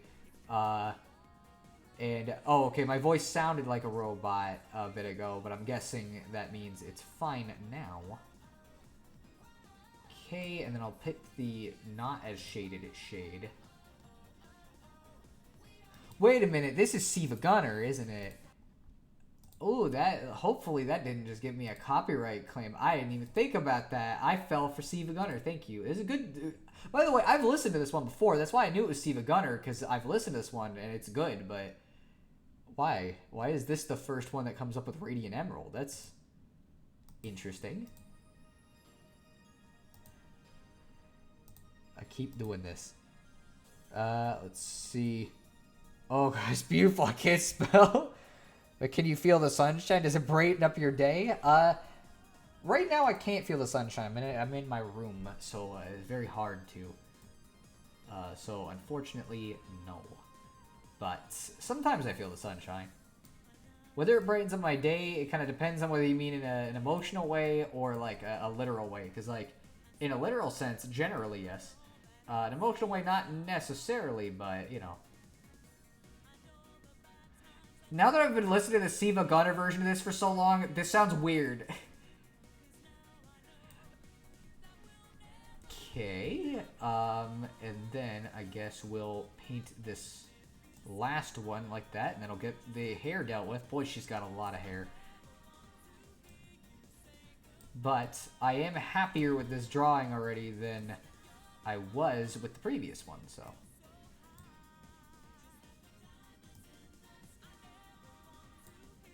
Wait, wouldn't? Yeah, whatever, who cares?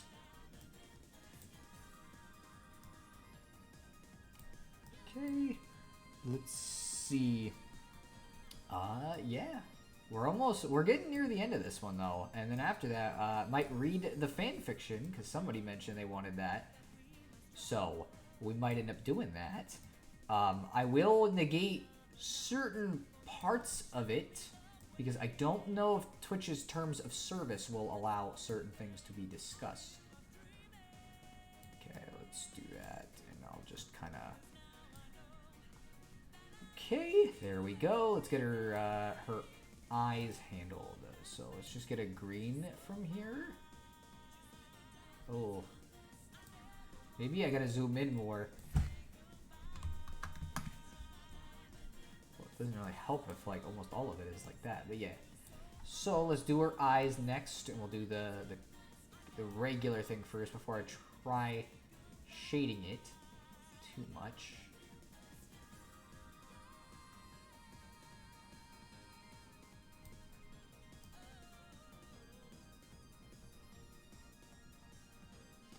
All right.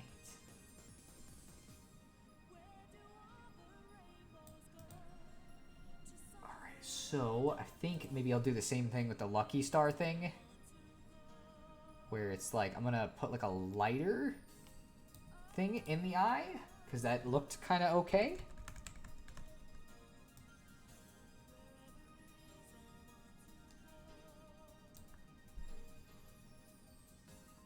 Does that look good here? Before we do it to the other side, let's not waste our energy.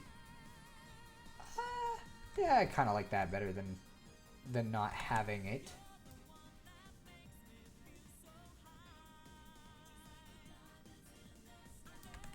Okay.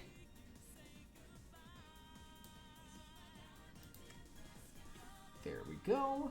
So there's her eyes handled. Let's get her skin next. That's blushed skin, which I don't think is very useful to add to this drawing, but we'll do it like this. So let's do this below, so I don't have to do extra work for this than I need to. Because as long as I don't get it in the eye part too much, it should be fine.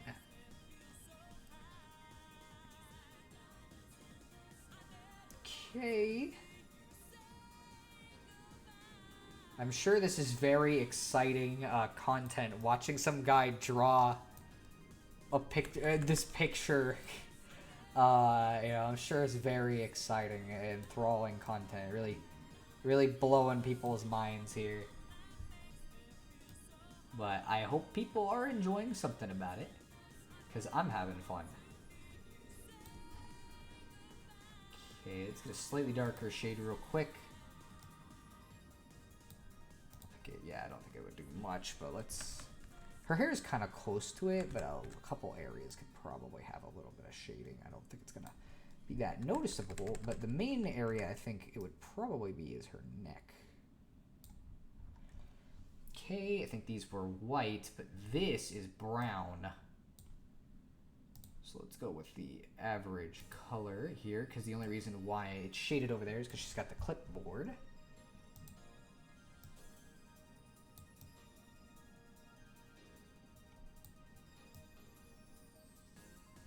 Ooh, I got a thing to erase now.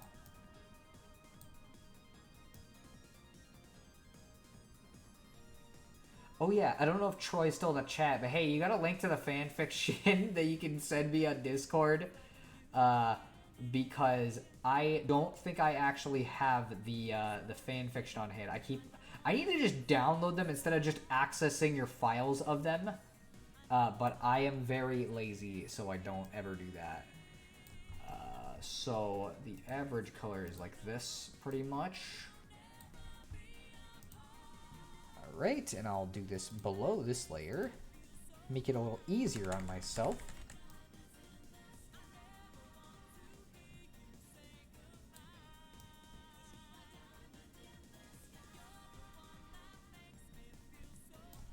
This doesn't have very well shaped stuff because I'm lazy and I don't want to do... Or it's not even that I'm lazy, it's like I just straight up don't even know what the fuck you draw this stuff like. Because anime, I guess, just makes them as big as humanly possible, but I'm not doing Neon Nickel Sugar Girls like my sister suggested. So instead, she just gets a regular look that isn't as scary sized as it would be if I did the Neon Nickel Sugar Girls style.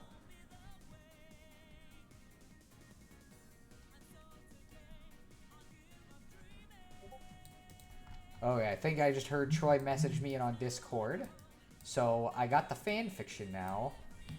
Okay, is there any particular... I probably should do like a darker shade for under her arms and stuff. I know I probably should have it for somewhere else too, but I'm... So, let's do it like here.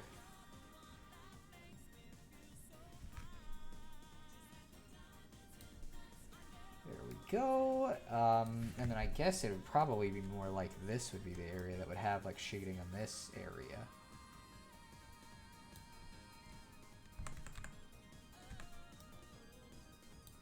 Okay, let's take a look at this. And there we go. There's Monika with the Luigi hat. Let's see. Don't you feel that sometimes you just need to run away? Yes, I do. Oh, cool. I didn't miss much. It looks beautiful. Yes, it looks wonderful. The best drawing of Monika DDLC on the internet. Yeah, when you're learning to draw anime-style characters, learning to do it outside of anime normal body types is hard. Like, I actually don't want every girl to be a supermodel. 10 out of 10. It's amazing. 10 billion points. I'm not sure about that one, Chief, but that is what we drew, which means that... I really like it how it's like, this doesn't look very good at all, but when you see this, you're like, oh, wait a minute, yeah, this could have been so much worse. So yeah, there's Monika, the thing we've been working on. This man's more skilled and talented than Van Gogh and Da Vinci combined. I am not sure about that one, Chief. And this is one less likely to become real and murder other girls, bro. Again, do not disrespect my wife like that, okay? It is not right. With a little hint of Bob Ross. Yeah, as in, oh, there's a little mistake here. Let me cover this up with something else. It's Dragon Ball scaling. 10 billion ain't shit.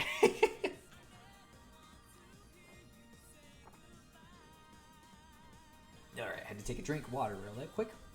So, I don't think it's not the worst. Well, I don't know. This is probably a contender.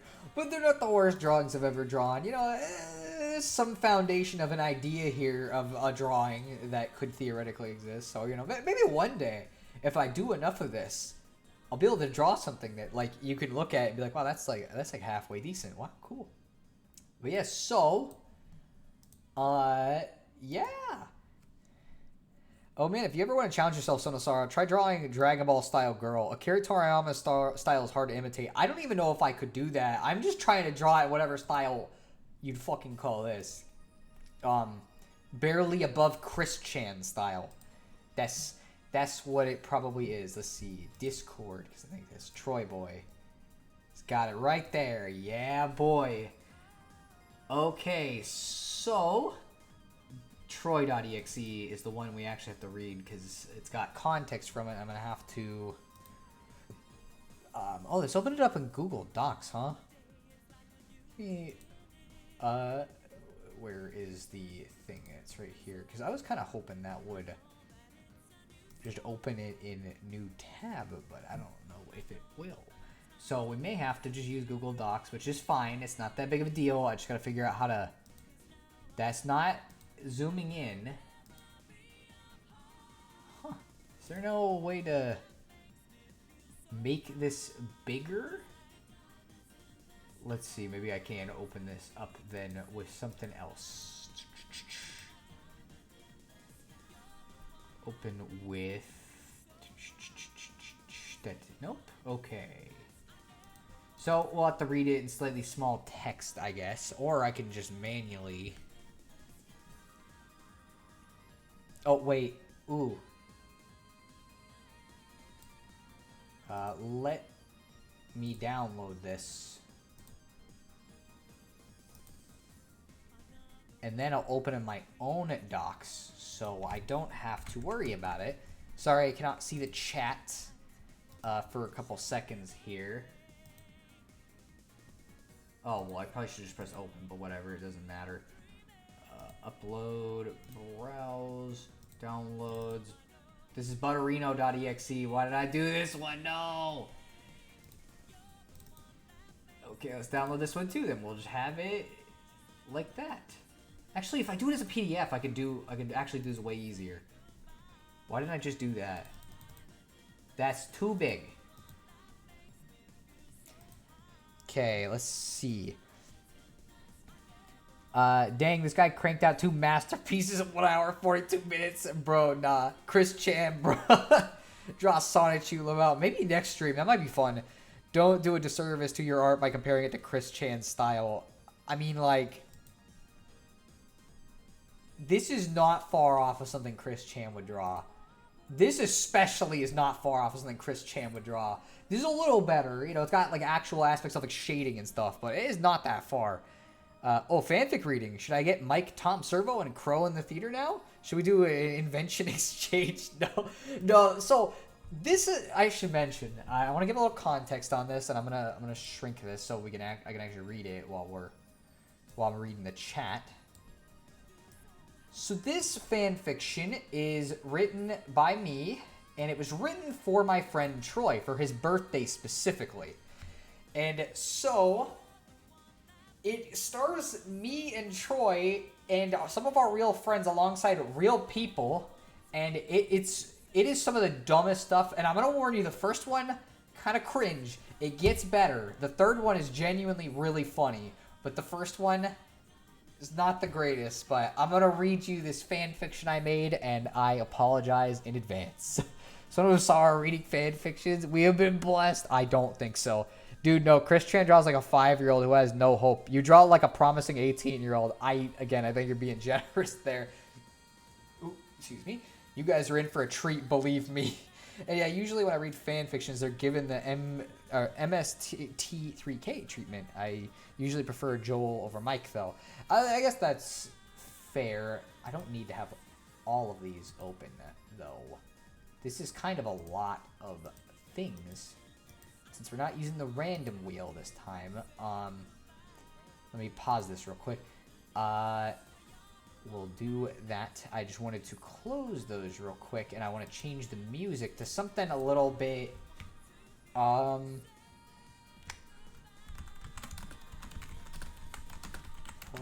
Trophy Gallery. That'll probably be decently fitting music for this, I think. Yeah, I never understood why people have lots of tabs open. Yeah, same. I don't get it. Damn, I need to stop getting excited when someone says random. Put on Caramel Dancing. I would love to, but it will definitely get me a copyright claim. So I will not be doing that just because I don't think it would be the smartest idea. So I'm going to start reading this. I'll read the chat intermittently, too.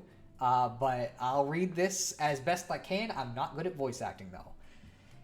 Troy was sitting at a table, staring off into the distance. In his mind, he was thinking of his cat back home.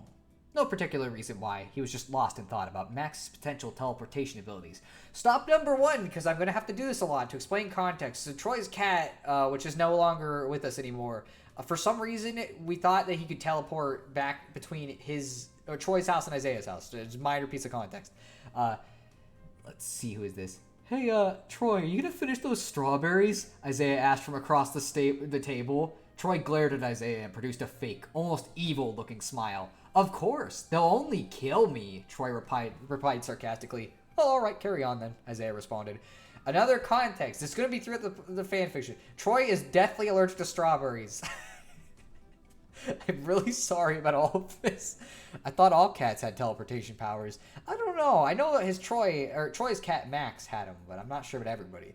Troy stared around the table and just now realized the rest of his friends had finally arrived. Troy was surrounded by 8 of his best friends. Isaiah, Keegan, which this is me, Eric, Monokuma, Donald Trump, Knuckles, Johnny Bravo, and Konata. They were all having a good time, some getting drunk on milk, others playing horrible cat-petting minigames on their phone, but everyone just having a good time. Troy began to listen to the ongoing conversations, but could only gather bits and pieces. So this is how you pet the cat, Isaiah explained. I mean, that's great and all, but where is there an app where I could stroke the finest specimen on Earth? Me, Johnny Bravo responded, with his shirt probably exploding. Troy listened to another one. As you see, once we build a wall around the players, they'll be stuck outside and have to kill each other. It's the only way to make despair great again, Donald Trump explained to Monokuma. Most cats just have breaking stuff powers. Yeah, ours likes to knock Coke cans down. It did it once, and I will still keep bringing it up. Ah, yes, Donald Trump, the ultimate milk drinker. Well, he's also one of our friends in this universe, though he isn't the president in this universe. That's Sans from Undertale. Wait, was there only one girl in that group? I bet Konata gets annoyed. Everyone hits on her all the time. Oh, you have no idea what happens later in this series. You can't have her, by the way. She's mine. You can have her, considering what happens to her in part 3. She never voices her opinion. Yeah, it's almost like she wasn't even there. What in the fuck, Lamau Sans is the president? Yeah, that's how this universe is. Just a warning, this was during my horny high school phase, but also I straight up had like no idea how actual like sexual stuff worked. So you will find that out later. I was very innocent, but also was weird. The next 10 minutes went on like this, but Troy only adding bits and pieces to the conversation. At 9 p.m., the conversation began to change to something Troy was not as comfortable with. So, any of you bros got a lady chosen for tonight? Knuckles winked.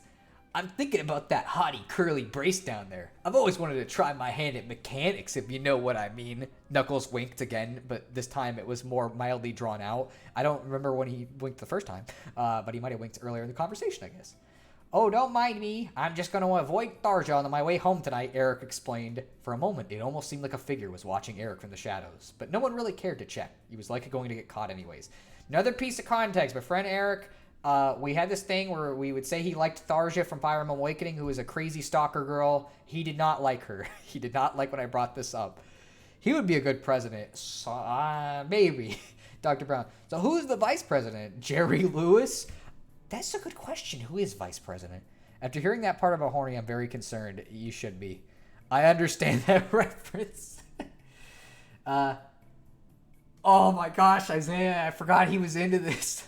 I think I'm going to head home with Dokuro-chan. She promised to give me a bludgeon job tonight, Isaiah said in a monotone voice. I don't know what that is, but it sounds like it's full of despair, Monokuma laughed. Dokuro-chan. I want to give you an idea. This is the girl, and this is the thing he's going to get a job with. Just figured I'd mention that. Let's see. So what about you, Troy? Donald Trump asked with wild, excited eyes. Troy began to panic. He knew he had no plans, but he was hoping to avoid the whole situation. Now, however, it was too late. What does Troy sound like? I'll just give him a regular voice. I don't have anyone to go with, Troy stated slowly. What do you mean? Johnny Bravo stammered. You need to find one fast. If you don't, you might as well give up on life. Fucking Johnny telling people to kill themselves. Let's see. Oh, this is me. Come on, Troy. We all know you want to dig right into someone. Keegan sneered. Come on, spit it out. Who are you going to choose? And you can't pick Neptune either because Johnny Bravo already got her. That was Troy's waifu for a while. Johnny Bravo flexed his muscles as Neptune and him walked away from the table. Troy felt mildly betrayed. Neptune was his favorite, and Johnny Bravo just stole her away in one go. Troy had no clue what to do. He felt as if the walls were closing in on him. This decision was clearly far more important than anything Troy had ever done. He had no clue what to choose. If he said he wouldn't pick anyone, he'd be mocked by everyone at the table. By the same token, though, he couldn't just materialize a girl from thin air. Let's see, Asgore for vice president. It could just not be, like, I don't know, Sans might have hired Monika as the vice president. Like, they both got kind of a similar self-awareness thing. Dokuro-chan, so short-haired Kagami, but with their own club. Yes, a spiky one. The fuck bro wants his long to be bludgeoned. Don't ask me. Isaiah he just did this. But, so, are we gonna score? Kinda. I'm gonna have to skip certain parts, but you know. Let's see. Okay, one of these is Rodri and one of these is Jip, so I have to voice one of them with a high-pitched voice and one of them with a deep. Don't worry, Troy. We got you covered, man. A voice stated from across the room. Two figures emerged from behind Eric and Donald Trump. It was Troy's old friends, Rodri and Jip. They'd hung around since high school and now knew each other extremely well. Troy especially had seen some interesting things while hanging out with them. Better not to get into specifics. What do you mean, Jip? Troy asked with a mild bit of concern in his voice. Don't worry, we'll hook you up with someone real special. Jip winked his eyes. Let's just say I'd lead towards your house in the next 10 minutes. No, but seriously, get there soon. It's game night and we've run out of lube again. Don't want any misfires in your house, Rodri said with a serious tone as I start fucking laughing because I can't take it. Oh, man. Troy realized exactly what they meant and decided it was a good time to leave. See you guys later. Have fun, I guess? I edited this later. Okay, that's a good choice. Troy, I'm with Monika. That doesn't need to be a question. Keegan gave a strong wink and then sprinted off towards his house. A strange wink, not a strong wink. I don't know what a strong wink would look like. I'm glad I changed this. This used to be super outdated. It was a different character, and I'm glad I changed it. Troy left the building, mildly fearful of the potential mess he'd have to clean up if Rodri and Jip were kept waiting. He began to run towards his house at a decent pace. It didn't matter to him very much because he actually enjoyed running, so he was fine with it. That's a joke about a story that Troy wrote in creative writing, which is where I met him, where for some reason in like the beginning of the story, some guy just said, I actually really enjoyed running, and for some reason that just became a meme. After around 5 minutes of running, he came to the front driveway of his house. There standing were Rodri and Jip, and a dark, almost undiscernible figure behind them. Troy was unable to identify who it was, but he was able to make out some kind of large white hat at least. Lobao. It just occurred to me I was wrong about there being only one woman there, as Monokuma is actually also a girl. Kinda. Megumi, it used to be, like fucking Megune, from Gaku Garashi, but I changed it, which is good, because it would have looked really cringe. Let's see, which one is this one? I don't know if it's Jip or Rodri. Oh man, you're just in time. We were just about to go inside and have a turf war, if you know what I mean. Yes, I get what you mean. Trust me, I've seen far too much. Troy gagged a bit. Now, why did you want me to run all the way here again? We got you a girl, bud, and she's quite the looker too. Solid 9.5 out of 10. Not a 10 out of 10. He whispered to Troy. No, but seriously, she's right there. Why don't you come out? I am going to have to skip parts. Somebody's going to know who this is, potentially, but I have no idea. Suddenly, the girl emerged from the shadows. It was, surprisingly, someone he recognized all too well. Out of the shadows emerged Rena Ryugu, Troy's first ever love. She's from Higurashi, is an anime, and is technically Troy's first waifu, so that's kind of why it's canonical this. Though she was somewhat forced upon him at first, he quickly grew to love her. However, over time, they became quite distant. Troy never regretted it, but he did occasionally think of the fun times he had with her. I'm going to be skipping any questionable content besides a couple of quick phrases I'll read. So, we're nearing the end of what I can show you. Shoot, how the fuck do I do a Rena voice? I can't even do girls in general. Fuck. Hello, Troy. Did you expect to be me this time? Did you? Rena asked with her mildly adorable repeating phrases quirk. Troy couldn't help but blush a bit. I haven't seen you in so long. I got really lonely when you were gone. For a moment, Troy could have sworn her eyes looked a bit weird. Clearly, he must have been hallucinating from all that milk, though. What? Is this smut? Kinda, yeah. I'm gonna skip the smut part. Hey, give me 10 seconds. Cat wants out. Okay, I'll give you 10 seconds. Sono's female voice is 10 out of 10. I don't even know what the fuck that sounded like, so... You know, I'm scared. I'm gonna skip the part, but there's a couple phrases I want to read because they're really funny. You guys have no idea now that I think about it. I haven't seen you in a while. You look just like you did a couple years ago. Troy attempted to compliment her, but had trouble. It wasn't that bad of a compliment. Let's see. Well, me and Rodri have some hardcore splatting to do, so we'll let you guys catch up. Don't have too much fun. Jip winked. While discussing smaller things, Troy and Rena walked into the house. Thankfully, his parents weren't home tonight. They had some hardcore bingo game to go play, so they were going to be out all night. Troy was all alone with Rena. After talking for an hour, they eventually ended up in Troy's bedroom. His dim lighting made the situation all the stranger, as it made everything appear far more sinister. Troy realized it must be the lighting, though, so he ignored it. Hardcore splatting to do. There's a lot of quotes like that whenever they show up. So, Rena suddenly began to say, should we get to that?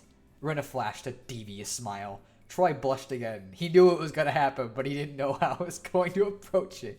He hadn't been with her for so long, so he wasn't completely sure of himself. Oh, don't worry. I haven't done this in a while either. We'll relearn this together. Rena proclaimed excitedly. Okay, I'm not gonna read out the stuff because it's probably against Twitch's stuff. So I'm gonna look.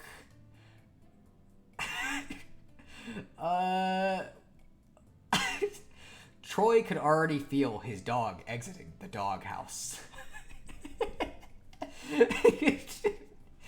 So yeah, they do some naughty things. They do some really gross stuff. It goes on for a little too long, and then we go back to something semi-normal. So, they do a sex. Those metaphors. Fun fact. So the reason why it's described like that is because I didn't want to just describe my friend Troy's dick because that sounded fucking weird.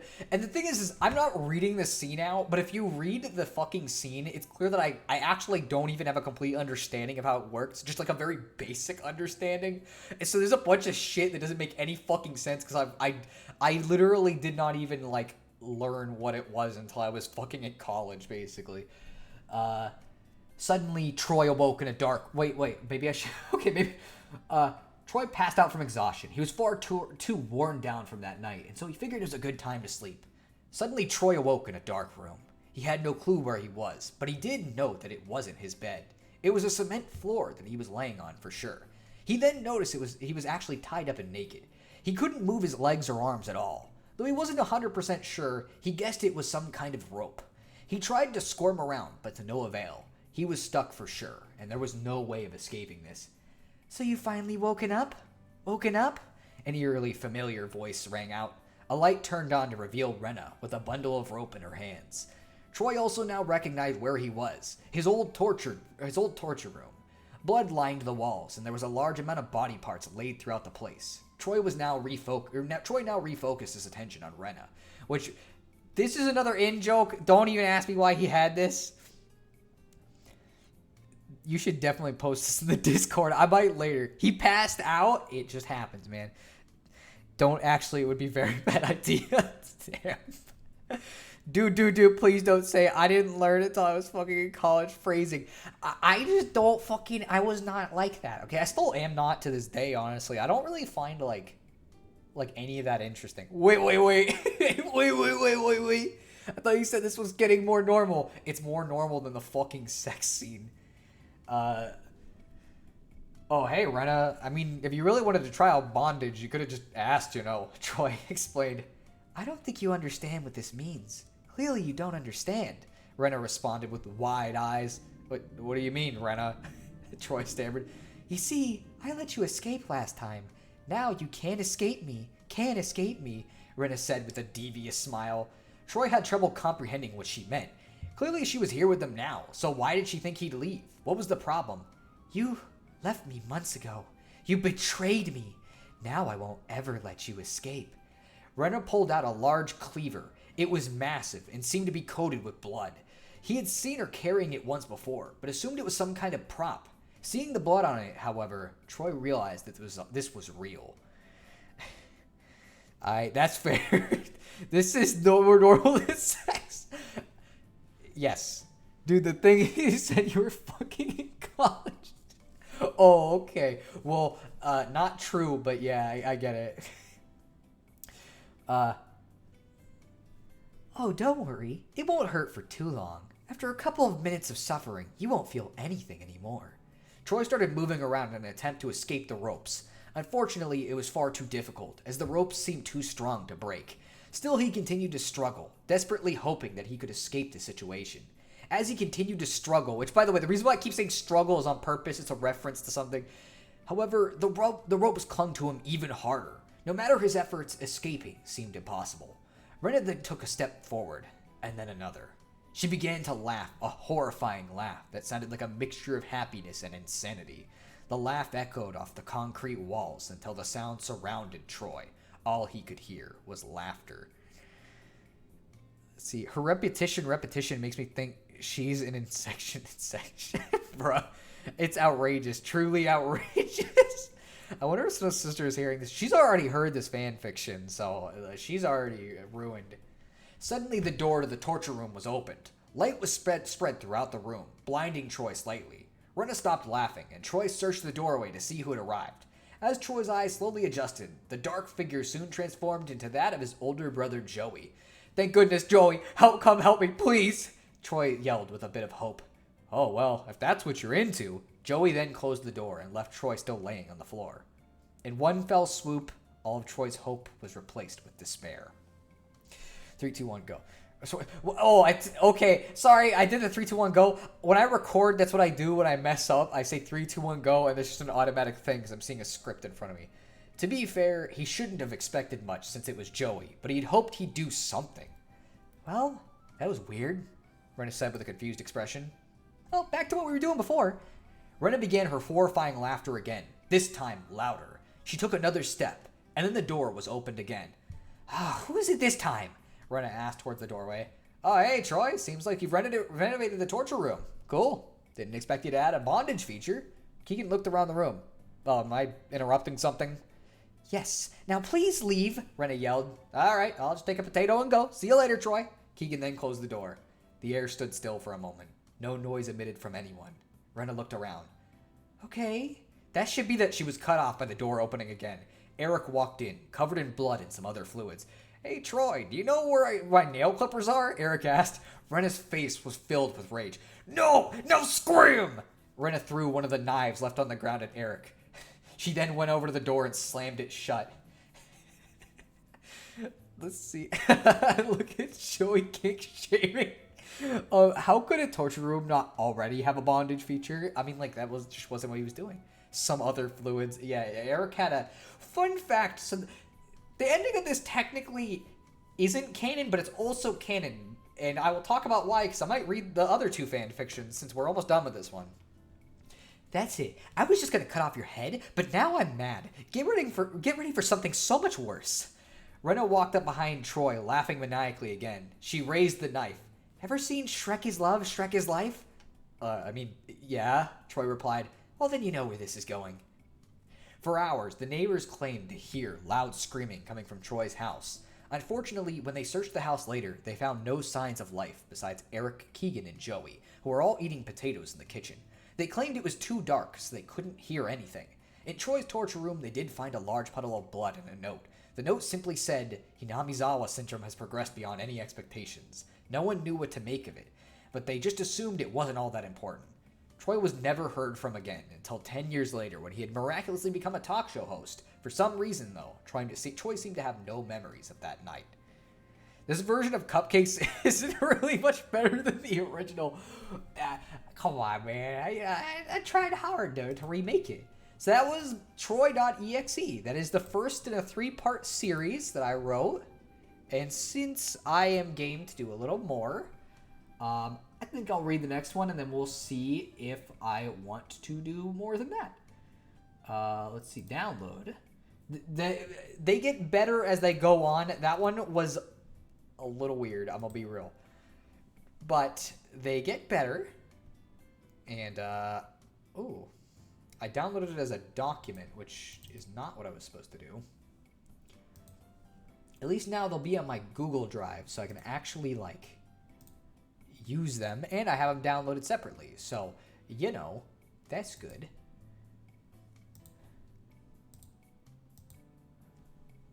Let's open it up this way. Let's open this up again. Also love how even back then we knew most talk show hosts had a background of debauchery. Oh gosh, climax.exe. I don't know what that one is. I haven't even looked at it. I don't think I wrote that one though. But yes, so this is part 2. This takes place an indeterminate amount of time later than the original story, but also maybe not with a question mark because Troy is still here. But there is a canonical reason for this that I never explained in my original streams. Just as long as it's not roll.exe, bruh.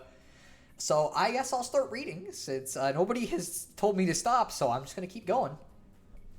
The lighting in Troy's newly expanded room was nearly non-existent as the chatter from the small party echoed throughout the house. Birthday balloons and a banner with the words "Happy Birthday Isaiah" went across Troy's wall. All of Isaiah's best friends were there. Jordan, Eric, Troy, Keegan, Shulk, Donald Trump, Morgan Freeman, Asuna, and Phoenix Wright.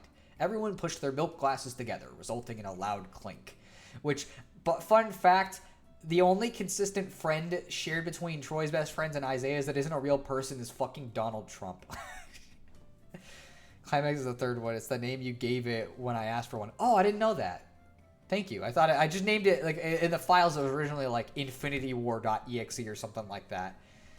Happy birthday! Shouted everyone except Eric, who was too busy staring at one of Troy's socks that had been left on the ground. I don't want to know what specifically was going on with that, but I'm going to hope for the best. Everyone shuffled around in mild darkness to get a single piece of cake. So hey, can I turn the lights on? Troy asked. No, it's embarrassing, shouted Asuna. No one is going to understand why she keeps saying this with the lights being off.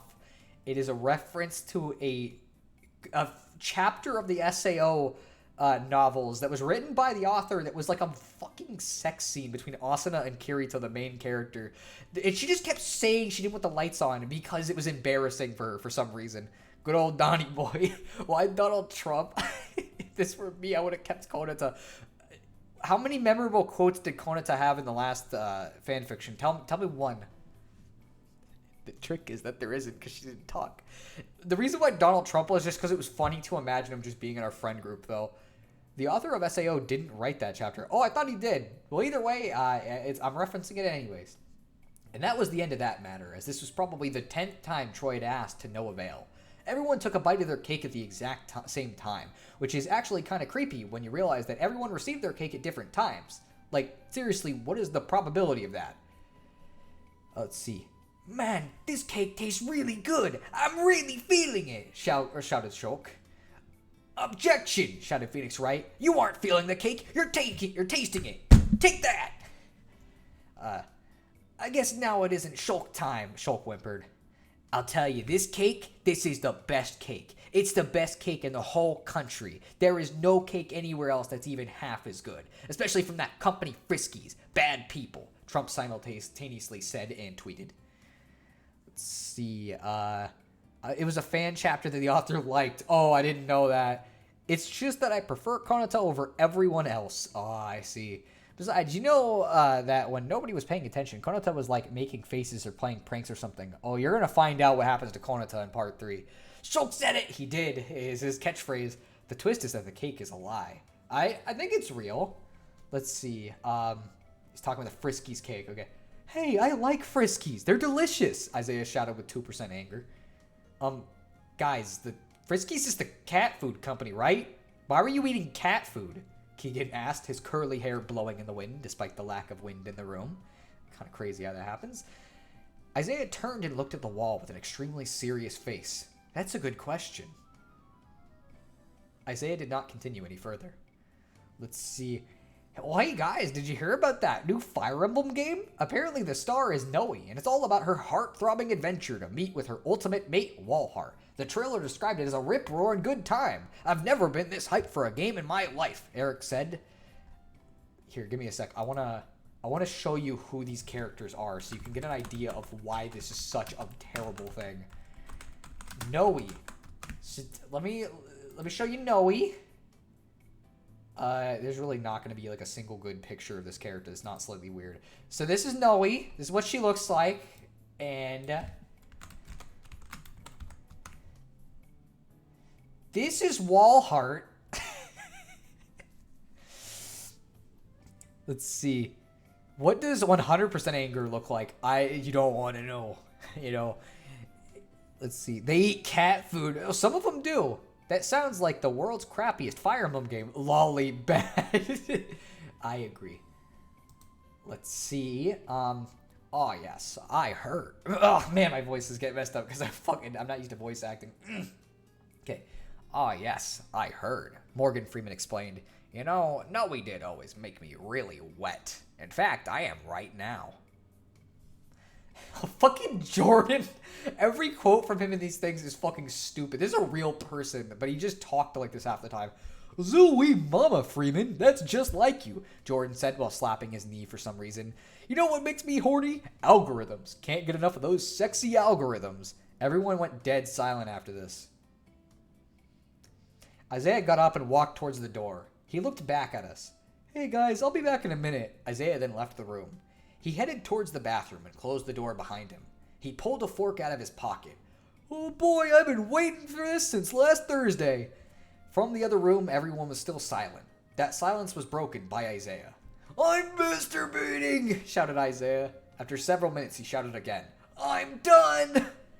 Just as Isaiah went to leave the room, however, the door wouldn't open. No matter how hard Isaiah pulled and twisted, the door just wouldn't budge. As Jordan would say, wow, Isaiah, that was fucking good.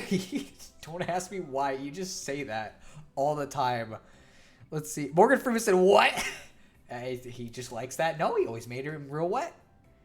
I was once reading Lord of the Rings for some kids. I legitimately lost my voice after a few chapters. Stupid Gollum voice. Yeah, I would not want to do that. I thought he meant Gordon Freeman. No, this is Morgan Freeman. Isaiah called out for help, but to no avail. No matter how hard he tried, no one would answer. No one would answer his cries for help. He soon found out why when he peered underneath the door. Outside of the bathroom was nothing but an empty void. Isaiah had no clue how to take this. He backed up, sat on the toilet, and contemplated how he would get back to that delicious, mouth-watering, mildly sexy cake. Just as he was about to give up thinking, he received a text. After checking his phone, he realized it was from Troy. Oh, by the way, Isaiah, my bathroom is also a teleporter. My cat invented it. Whatever you do, don't take out a fork while you're in there. You'll be teleported to a place that was so horrifying that even I was almost frightened by it. Anyways, if you don't get back, I'm eating all your cake. XOXO, XOXO, XOXO, XOXO, XOXO, XOXO, love Troy. He also was sent a picture of a corn cob for some reason. What? This can't be happening. No, I can't eat any cake now. Fucking... Okay, High School Sonosara was something else. Oh, again, it's just gonna keep getting worse. I remember that during your earlier streams that I'd cringe at Jordan's dialogue because we both had the same name and I talked like that when I was in elementary school. Oh no. To be honest, I think we all wrote stuff like this in high school. The thing is, I was having a fun time writing this. Like, it was supposed to be a shit post. The bathroom began vibrating fiercely as Isaiah made small yelping noises in the bathtub. When the rumbling had stopped, Isaiah, drenched in bathwater due to the bath being on while he was in there, stepped out. Soaking wet in multiple ways, Isaiah stepped towards the door, his socks making a sloshing noise. He reached the door for the doorknob. As a single bead of sweat rolled down Isaiah's forehead, he drank the last bit of his root beer. This is written kind of weird. A single bead of sweat rolled down Isaiah's forehead as he drank the last bit of his root beer. He took one last gulp and then swung the door open. His eyes were met with a dank, dark room and two figures standing before him. Isaiah wanted to back up, but the door swung closed and then mysteriously teleported away. The two figures stepped closer. Isaiah let out one last scream as the two figures became recognizable. Standing there before him were Rodri and Jip. Yeah, I tried to write a Binding of Isaac fanfiction. It was not good. I get it. This is not even a fanfiction about, like, a thing. This is just a story I wrote with people that we do in real life, and then once we did... Joke's on you, I haven't, because I'm not in high school yet. I don't know why I'm in this live stream listening to this. I'm glad I'm skipping the weird parts then, so you don't have to deal with it. 2 hours had passed since Isaiah had went to the bathroom, and the group, with the exception of Asuna, were all getting worried. But what the fuck, Asuna? Like, come on. The teleporter bathroom had returned, but Isaiah was not present in time. Troy had regretted not informing Isaiah in the text that the bathroom would return after 2 minutes. What should we do, guys? Jordan asked. He's our best Butterino, and I really need to borrow $5 from him. Butterino.exe is the name of this fucking story. I say we build a wall. A big, beautiful wall around Troy's bathroom to make sure no one can make the same mistake, stated Donald Trump. How am I supposed to go to the bathroom? Plus, it's not like he's the first one to do this. Both Rodri and Jip did the same thing, and I'm sure they're fine, Troy explained. Hold it! How about we try doing it ourselves? We can just bring a fork into the bathroom and then go where Isaiah went and save him. Take that! Phoenix Wright shouted, sending a minute amount of spit onto Jordan's shoe. You do that again, and I'll fucking rape you, Jordan muttered under his breath at Phoenix. But that's a great idea, bros. Let's do it. We'll leave Donald Trump behind and head in to save him. Then Trump can come get us after we're safe. That's okay, Egg Bacon. We'll write his own weird parts. We need to build a wall. We need to build a big, beautiful wall. There's a lot of references to that. We all decided that was the plan, so we headed into the bathroom together. No, it wasn't weird. Okay, guys, I pulled up the fork, so we'll be heading there soon. Make sure if you're wearing Fruit of the Loom underwear, you prepare. For some reason, the teleporter causes it to turn into actual fruitcake. fuck. Just the day I decided to wear it, Jordan shouted. So, guys, I forgot to mention this, but I also bought a spork just in case. Keegan pulled out a spork. Is this gonna be a problem? Throw it now, Troy shouted. Alrighty then, hot potato. Keegan threw the spork towards the corner, where Eric just so happened to reside. The spork stuck inside Eric's arm. Not again. That's the second spork this week, Eric shouted. No. Wait, I gotta do it like a Troy voice. No. Troy screeched. It's too late for him now. Eric suddenly vanished from the room. The room went completely silent. Damn it, Troy, why'd you do that? Keegan shouted. Everyone looked at Troy with a glare. Oh no. Well, too bad. Troy said in the way that Troy does. Unless we have an explanation for Root of the Loom Mandela effect. I love it how almost this entire thing is just complete nonsense. Like, the story is just held together by nothing, and I don't understand. Everyone was in shock, with the exception of Asuna, who was too busy being embarrassed of the being in the light. Jabroni, what happened to Eric? Asked Jordan. It's better I don't say. Let's see. Oh, I didn't even read the chapter names. Let's see. Chapter 1, chocolate coins are pretty hot, right? That was the first chapter where we followed that. Chapter 2, man, I could really use a singular Pikmin right now, which was where Isaiah was, which is where we were talking about the idea of going to save Isaiah. And now we're at chapter 3, fucking acorns, am I right? Let's see. This is Rodri. You shouldn't have done that, Rodri said menacingly. It's too late to go back now. You're stuck here just like us. Okay. You're doomed now, stated Jip. Okay.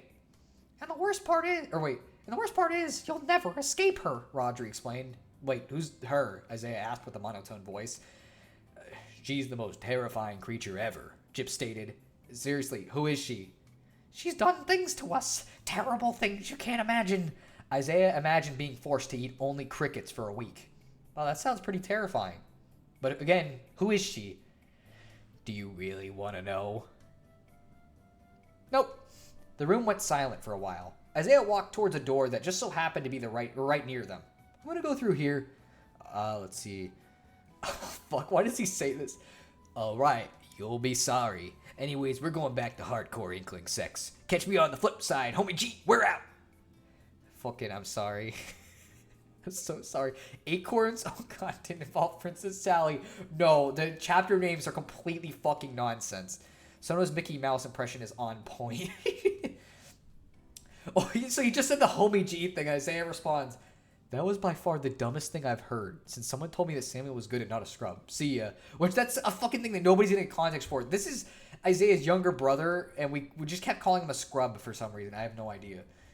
After going through the door, it miraculously closed. But this time, it was weird. Something seemed to move across the floor to close the door. Something slithery.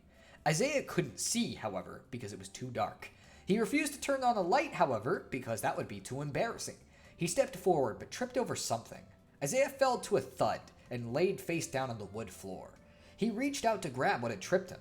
When his hand grabbed onto it, he realized it was a stretchy, moist substance. The feeling was something Isaiah couldn't quite pinpoint, but for some reason, the only thing that came to mind was a tentacle. Before Isaiah could think, however, the elastic substance wrapped around his foot. He was pulled upward by his foot, resulting in him being upside down. Fucking across the floor to the door. Everyone do the... Or, wait, no, actually, that might actually literally happen in this story. Oh, no. No, he's bringing in the tentacles. Yeah, kinda. Isaiah stared in mild boredom as another figure stepped out from the darkness. Okay, Rodri, I get it. You can put me down now, Isaiah stated. Oh, I'm not Rodri. Oh, okay. Then Jip, put me down. I'm not Jip either. Fine, Troy, put me down. Who the heck is Troy? The figure asked in confusion. You know what? I'm just going to introduce myself. I can tell this is going to continue if I don't. That's a good idea. I am no mere squid. I am here to take over the surface world, one person at a time. I am the ultimate of the squids. The figure made a JoJo-esque pose. I am Squid Girl. So you guys know who this is. We only found out about this because this character's costume was included in Splatoon. This is Squid Girl. She's got tentacles. They can grow to ridiculous proportions and they're incredibly powerful. But also the actual strongest character in the series is this one, who legitimately can probably kill people just by looking at them. She never opens her eyes for a reason. Let's see. Troy has tentacles? Maybe. Isaiah seems to think so. Let's see. A small girl with a white hat, white dress, and blue tentacles walked closer to Isaiah. Her eyes looked devious. So, what do I do here? I'm really hungry, Isaiah asked, confused as ever. Oh, you'll find out, Squid Girl smirked, just as a tentacle went inside Isaiah's clothing. Chapter 4. Man, I could use some mac and cheese right now. This one, I don't know if it's worth reading, because, like, honestly, the joke here is, like, it's literally a whole chapter that's just a joke about something that no one's gonna get. It's not even, it's like a page, I guess. I could fucking read this. I'm trying to decide whether it's worth it, but sure. Just to give full context so you guys know what's going on in part 3, since this actually comes back in a major way. Eric landed in a completely bright room, which was pretty embarrassing. He pulled the spork out and looked around. The room was small and had a strange musk. Eric swore he could smell the faintest hint of blood, but he didn't let it bother him. He got up and headed towards the door. Remember this, hint of blood. And mind you, these were written, like, this one was written like 5 to 8 years prior to the next one. But there's a lot of hints about where the plot is going, surprisingly. Well, no use hanging around in here. I gotta find a way back to Troy's house. I need to give back that spork. Eric opened the door and looked into a dim, dusty hallway. Well, as Ike would say, I better prepare myself. Literally, Eric was a Fire Emblem fan, and that we made it his whole character in this, is that he just makes Fire Emblem references. Eric walked down the staircase and into a small living room. Eric was beginning to realize that this house was beginning to look an awful lot like Troy's house for some reason, but just a lot more run down. As he entered the dim room, he realized someone was watching him from the top of the stairs. He turned around and looked up. By golly, it's Sumiya, specifically the one from Fire Emblem Awakening, just in case anyone currently in the room thinks it's another Sumiya. Don't know why the fuck. Sumiya looked at Eric with a confused face. You're a weird kid. Let's see. Whatever. Anyways, why does this house look exactly like Troy's? It even has the same spaghetti we ate earlier. What's going on here? Oh, I've been stalking your group since the one time you guys were at the milk bar. I've been meaning to kidnap you guys individually and torture you. I've already got Knuckles and some robot girl. I don't think I need the rest of this. Read the rest of this, except for, you're a bad apple, Eric said before Sumiya decided to carry him up the stairs. Eric would have complained, but he liked being carried. Eric gets captured by this. This actually has plot relevance later, and in a way that's there's a reason why it looks like Troy's house, and I absolutely did not intend for it. So now we go back to the main plot that people probably actually want to hear about. Chapter 5. Will I ever finish this instead of making new chapters? Hope so. The bathroom had landed. Everyone exited the bathroom as it quickly vanished. Wow, Rodri and Jip are having hardcore inkling sex. Sounds like a normal day to me, explained Troy. Righto, my proper pal. Now, let's go save Isaiah, yelled Jordan. Again, I don't understand why he wrote him this way. The entire group all sprinted towards the door at once, which made it kind of weird since the door was too small for everyone to get through. Once they were all through, they found a horrifying sight. No, not the creased tentacle! Isaiah shouted as tentacles entered every hole he had. They were everywhere, even attempting to get into the smallest of holes. Like his ears. Squid Girl was standing before him, ink falling out of several places. This feeling is incredible! I mean, you gotta be squidding me! I hate this. I hate this fucking character. Squid Girl laughed. Isaiah might as well have been squidding spaghetti, because the ink was pouring out in a torrential downpour onto Isaiah. Not reading that out loud. I'm not reading that out loud. I don't want somebody to have a clip of me saying that. Gross, Isaiah! You need to wash your hands! Shouted Keegan. Man, I've been there before, explained Asuna. Which is a fucking reference to Sword Art Online. Squid Girl was alarmed by the sudden group. She didn't step back, though. You guys can never save your friend. He's in a sea of trouble. And a sea of ink, if you know what I mean. You're a weird kid, stated Jordan. Hardcore Inkling 6. So sorry, 2023. That's a better quote than saying what was up there. No matter. No one can get past my meaty, sexy tentacles. You know, I was fine before, but now you just made it weird, explained Keegan. Squid Girl swung her tentacles at them and knocked everyone over with extreme and incredible force. All except for Troy. Troy, you fucking try-hard, yelled Morgan Freeman. Oh, that wasn't enough force for you? Try this on for size. Squid Girl attacked Troy from behind and entered his special hole. Oh, like that'll do anything. I've already fallen to the Pico pit, so this is nothing. Now prepare for my special move, Troy stated in a monotone voice. With tentacles still in, Troy jumped into the air and did a 360 no-scope kick. In one fell swoop, Squid Girl was knocked over and fell to the ground. Pico Pit. Everyone, I can never get past the Pico Pit without explaining. Okay, if you know what Boku no Pico is, so like, we had this thing in our friend group where we said that Troy has a weird hole in his room somewhere, that if you fall into it, you fall into the Pico Pit for 24 hours, where you're assaulted mercilessly by Pico. There's nothing you can do, and you're shot out of it like 24 hours later. The Pico Pit. Why is this the thing that gets the reaction from everyone? Wait, how did you do that? Asked Asuna. I got a crit, explained Troy. Isaiah removed the tentacles, and after some coercing by Jordan, put his clothes back on. I like that he has to be coerced to put his clothes back on. He didn't want to stain them, but no one would take him back like that. Man, I'm glad you guys got me. I mean, it was fine until she brought out the creased tentacle. Then it got weird, Isaiah explained. Just as we all thought we were safe, however, Squid Girl got up again. This time, Troy missed the crit and got rampaged by the tentacles. Everyone was pinned down. Well, besides Jordan, who seemed like he wanted it for some reason. Now you're all screwed. Literally. Get ready for the most uncomfortable 2 hours of your life, Squid Girl explained. Everyone braced themselves. When the door at the other end of the room swung open, Squid Girl was kicked and subsequently exploded into ink. Everyone looked to see what had truly happened. Haruhi was standing there, looking like the typical tsundere she was. I feel like I have to keep showing these anime characters because we were in an anime phase. And, like, all of these are, like, a thing that This is Haruhi. This is what she looks like. She's a tsundere and, like, also technically has the powers of a god, potentially, but we don't know that it's her definitively. As soon as you said Boku no Pico, I understood. Oh, my gosh. Then, would you have preferred a reaction to Troy's kick? I guess over the Pico Pit. Haruhi Suzumiya. It is her indeed. Yeah, I actually recognize the name Haruhi. Okay, well, some people knew then. Let's see. Oh, shit, Jordan muttered. Everyone looked at him. I mean, hooray! We've been saved by Haruhi. Saved, Haruhi laughed. Oh, no, you guys are fucked. Fucking... Oh, yeah, okay, well, sorry. I'm just making sure. I was one of the large group of torture victims. This will really make the espers and aliens come out. Don't fucking ask me why torture was such a big part of this. Hey, I don't want to be tortured. Can I just not do that? Keegan asked. Because you asked nicely, yes. You're not getting out of the rest, though, Haruhi explained. Okay, can I get out, too? Troy asked. No, you're getting double the torture now. Oh, boy, just what I wanted, Troy screamed.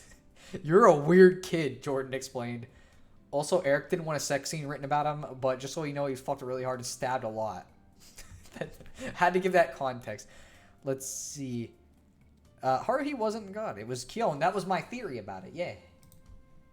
Okay, so we've gone through part 1 and 2, and since we've already gone this far, I think we ought to read the final part, because it is the finale, and there's a bit of fun context to this that you guys wouldn't know. So back around 2019, me and Troy, we actually streamed on Duo stuff to get monetization on that channel. We would stream like every week or so. And the way, like, we just ended up doing whatever. We'd play a game or whatever. But I ended up reading these fanfictions out on stream, and I'd only finished the first 2 parts. So it was left off on that cliffhanger for years. And because a lot of people wanted me to finish it, I actually wrote the next part of this in 2019 when the previous part was written in like 2014, I think. So that's how long of a gap there was between these parts. And a lot of stuff that happens in the first part and second part actually get paid off in this part. And it's kind of wild. Oh gosh, I remember those streams. They were a lot of fun. I honestly, it's kind of cool to get the stream again. So I guess we'll read this final part, and then it'll probably be where the stream ends, just because I don't want to go for forever, but, in order to receive monetization on a channel, this is what you read? I mean, yeah, this was the reward. Well, we read the first 2 in a Sonic Adventure stream, but this was the reward for people getting me to monetization. I wrote this so everybody could listen to the final part. Oh, a third part written years later. Yes, and I don't know how people in the chat all feel, but I know that in the stream, this was generally considered to be the best of the 3, so we'll see. I think it's the best of the 3 personally, but also, like, yeah, it was the one that had the best writing. So let's get started on the long-awaited chapter. Mind you, all of this is played out in real time, and so the years that passed, they also passed here. Chapter 1. A return no one asked for, except me and maybe Troy, I don't know. It was top tier of the three. That's what most people seem to think. Isaiah sat in a cold, dark room, devoid of any real sunlight. He was surrounded by most of his best friends. Troy, Keegan, Jordan, Phoenix Wright, Asuna, Morgan Freeman, Shulk, Rodri, and Jip. No Donald Trump. Just remember, he stayed back. They were all lying on the floor, about 5 feet away, because otherwise it'd be weird. Haruhi had given them their government-mandated lunch break, and so they were all sitting around eating fruitcake and chatting. Fruitcake. Gonna be real, Keegan began, this is pretty garbage. I mean, we've just been trapped inside this room for who knows how long. The only food we've had to eat is this kind of subpar fruitcake that Troy and Jordan keep miraculously finding, and the room is completely dark. That reminds me, can we turn the lights on? Troy piped up. Everyone looked at Asuna expecting something, but she remained silent. They all agreed in unison that it would be far too embarrassing to have the lights on, though, which is really fucking weird since the probability of thinking in unison with like 9 other people is pretty low. Doesn't really make sense, but whatever. Let's see. You know, Rodri, we wouldn't be in here if you didn't think it'd be cool to go check out the turf war next door. But no, now we're in here getting tortured forever. Why'd you even want to come in here to begin with? Oh, you know, stated Jip. So anyways, my proper pals, I don't think we'll be getting out of here anytime soon, explained Jordan. I'd object, but that's actually looking true. So much for my lawyerly luck, I guess. Let's see. I think would be better if they weren't malnourished. That makes the sex so unrealistic. Well, they're not having sex here. This was just torture. Haruhi wasn't doing that. Well, maybe she was. I don't know definitively that that's the case. It could have happened in the middle, because she did say, like I asked not to be tortured, but she implied there was other stuff, so, like, I don't know what that other stuff was. Suddenly, there was a familiar beeping from across the room. The Friskies brand alarm clock struck 7:34, meaning their lunch break was over. Haruhi would be back any minute. Let's see. No, please, I don't want to feel anything anymore, Shulk cried. Like, literally fucking cried. What a baby.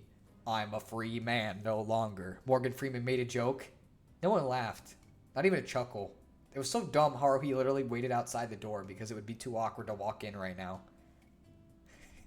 Let's see. Wait, isn't Donald Trump back at Troy's house? Didn't we specifically leave him there to come save us or something? Asuna explained. Come on, man. Let's be real here. It's been like 2 fucking years or something. You really think this garbage fanfiction series is getting a sequel? Keegan complained. Troy jumped up excitedly as Haruhi entered the room. Oh boy, my favorite part of the day. Troy then did a flip for some reason. Troy, you fucking try hard, shouted Morgan Freeman. Chapter 2, that garbage fanfiction actually continues or something. You know, Donald Trump was sitting in Troy's not-so-newly expanded room, simultaneously tweeting and dabbing, as he usually does. Wow, Troy and his friends are certainly taking their time, Trump stated, somewhat worried. His worry then quickly vanished as he realized that they were with Troy, who had that sick fucking 360 no-scope kick. It's fine. If they don't respond in a year, though, I might need to do something. Troy's room was really dark and dusty at this point, as no one had cleaned it in about 2 years. The lights had never been turned on either, as that would be far too embarrassing. Donald Trump sat at Troy's desk, hoping to remain as far as possible from the Pico pit that remained in the corner of the room. Trump was about to start dabbing again when his phone started ringing. It was his best friend Sands, who was now president of the United States. Donald Trump picked up the phone and answered, only for the other end to hang up. He sighed and called Sands. Hello, Sands, it's me, Donald Trump, stated Donald Trump in a Donald Trump way. Oh, hey there, what are you calling for? I'm actually super busy, Sands stated as he threw an entire fridge at some orphan outside the White House. Oh, you know. Oh, okay, sweet. So anyways, I just need to tell you that something bad is about to happen or something. NASA told me that apparently there's some really big massive objects heading towards the Earth. They weren't 100% sure, but it seemed like they were magazines. Sands paused, waiting for Trump to react to that sick pun he just dropped. He really didn't, though. Sands sighed. Yeah, anyways, it might, like, end the whole world or something, and since dying twice would be really inconvenient right now, I want to go stop this. Meet me at the location I just texted to you at, like, 10 a.m. tomorrow morning. Anyways, I'll catch you on the flip side, homie G! Sands hung up. Let's see. A Donald Trump way. Yes, throwing refrigerators at orphans. My favorite sport that the government refuses to pay me for some reason. I don't get it. They should be paying all of us to do it.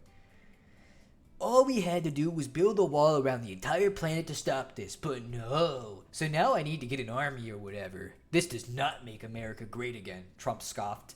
Well, whatever. I really have no clue who I could get to help me here. Trump stared really hard at his phone background, which was an embarrassing picture of Troy from the Christmas party. Then an idea popped into his head, one so obvious he couldn't believe it didn't occur to him immediately. I'll get Knuckles. He's pretty strong. And so Donald Trump headed down to Knuckles' car repair and cookie shop. Knuckles usually worked there, so that'd probably be the best place to find him. He walked into the shop where a large blue Mustang was being worked on. Trump could see a pair of red legs hanging out from under the car. He walked up closer to the Mustang. Yo, Donald, glad to see you here, man. It's been a while. Knuckles stated from behind Trump. Confused, Trump pulled the legs out from under the car to see that they were actually just a really realistic body pillow of Knuckles. Trump then grabbed the body pillow and threw it into the sun. Can't trust those things. They're bad. Really bad. Bad guys, those body pillows, Trump simultaneously tweeted and stated. Anyways, Knuckles, my bro. How you been doing? Haven't seen you in forever. Let's see. This problem with Knuckles is, unlike Sonic, he don't chuckle. I don't know. In this one, I think he might chuckle. Life has been great for me, explained Knuckles. After hooking up with Curly Brace, I actually found out I was a good mechanic. Which is kind of funny, because when I said I wanted to be a mechanic, I meant it in a sexual way, you know, because she's a robot. Like, it's kind of stupid that I actually became a real mechanic. I mean, it's not like I actually fixed her or anything, I just fucked her, you know? What the fuck is going on with my life? His wife Curly Brace then walked out, holding a plate of exactly 52 cookies, normally priced at $5 for the whole plate. Trump began eating the cookies, left out for him, as Knuckles explained the crazy, scandalous, almost illegal stuff Knuckles did to get here, which of course you won't hear, because fuck you. After 3 cookies, Trump's stomach began to hurt a lot. He decided he didn't want to eat anymore, just as Knuckles finished the story up. And after removing the 2 pineapples from my butt, I got this place. So anyways, why are you here? Doesn't look like you brought a car. Oh no, I flew. Oh, you mean by plane, right? No. Knuckles decided to not ask any further questions. Knuckles, I need to build an army. A big army. There's some magazine meteor heading here right now, and we gotta stop it. So, buddy, how's about helping me out, huh? Donald Trump asked. Oh, for sure, man. I always wanted to try my hand at being a soldier, if you know what I mean. Neither Trump, Curly, nor Knuckles knew what he meant. I can also call Konata up if you want. I mean, she really didn't do much last time I talked to her. It was like she wasn't even really there at the party. Not even sure why she came, honestly, but whatever. I'm not really in a position to refuse help. Oh my gosh, let's see. He's coming. I don't know how to feel. Oh my gosh. Wasn't Knuckles trapped, or am I misremembering the characters? No, Knuckles wasn't trapped. Let me see. We're at the end of page 4. So let me... The trapped characters were Troy, Keegan, Jordan, Phoenix Wright, Asuna, Morgan Freeman, Shulk, Rodri, Jip, and Isaiah. Those are the people that are trapped. Donald Trump stayed behind so that he could help save them later, and Knuckles and Monokuma and Konata did not come back from the previous fucking, like, you know, they didn't come back in the second part, so they're you know, doing that. Let's see, 52 cookies for $5. That's a steal. It isn't when you. This is like a reference to some cookies that me, Troy, and a couple of my friends bought that we literally ate like 2 cookies and started feeling sick. And anytime we tried to eat any more, it just kept getting worse. Let's see. Where were we? Suddenly, a loud crash was heard outside the shop. Trump and Knuckles ran outside to find a large pile of magazines littering the floor. What in the good golly gosh is that, my main man? Trump suddenly got a really serious look on his face. Look, I'm gonna tell you that this once, because we're friends. Don't you ever fucking say that again. The two moved closer to the pile to find the magazines seemed to be some sort of monthly magazine. Naked Nico Monthly? What? Trump was cut off as Knuckles grabbed one of the magazines, only to have his face scrunch up in pleasure. A strange liquid began to drip down Knuckles' leg. Trump suddenly got a text from Sans. He opened the message up. Hey, yo, don't touch any of the debris that falls off the meteor. If it touches you, you start jizzing uncontrollably, and the magazine can only be removed by giving it to someone else. Oh no! Oh wait. Oh no! Yelled Knuckles. He then ran up to some random guy on the side of the street who seemed like he was trying to avoid some girl who was stalking him. The magazine stuck to him. Oh, come on. Well, at least now I'll have another story to tell in the stream chat, stated the geek who seemed to be having a really shitty day. Fun fact, this character That's Random Geek in the chat. He was in our streams, and so I put a reference to him in there. Let's see. I meant in the second book, I could have sworn the Squid Girl said she already trapped Knuckles. No, it wasn't Knuckles.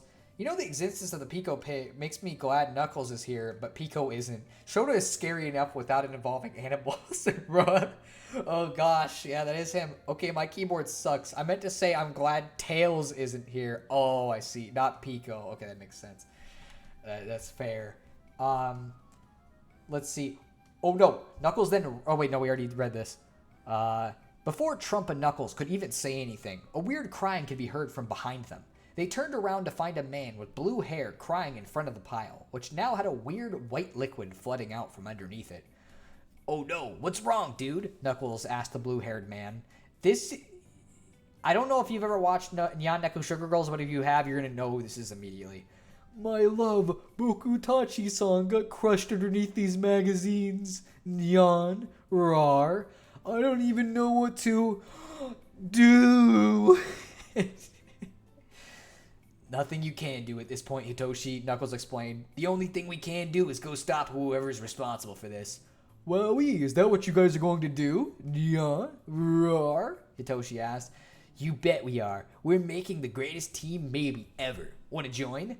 Of course I will. The citizens of this country have a right to be free. There's freedom in this country. This is Japan, America, Hitoshi spoke as an American flag floated behind him and a really awkwardly compressed version of the national anthem began to play.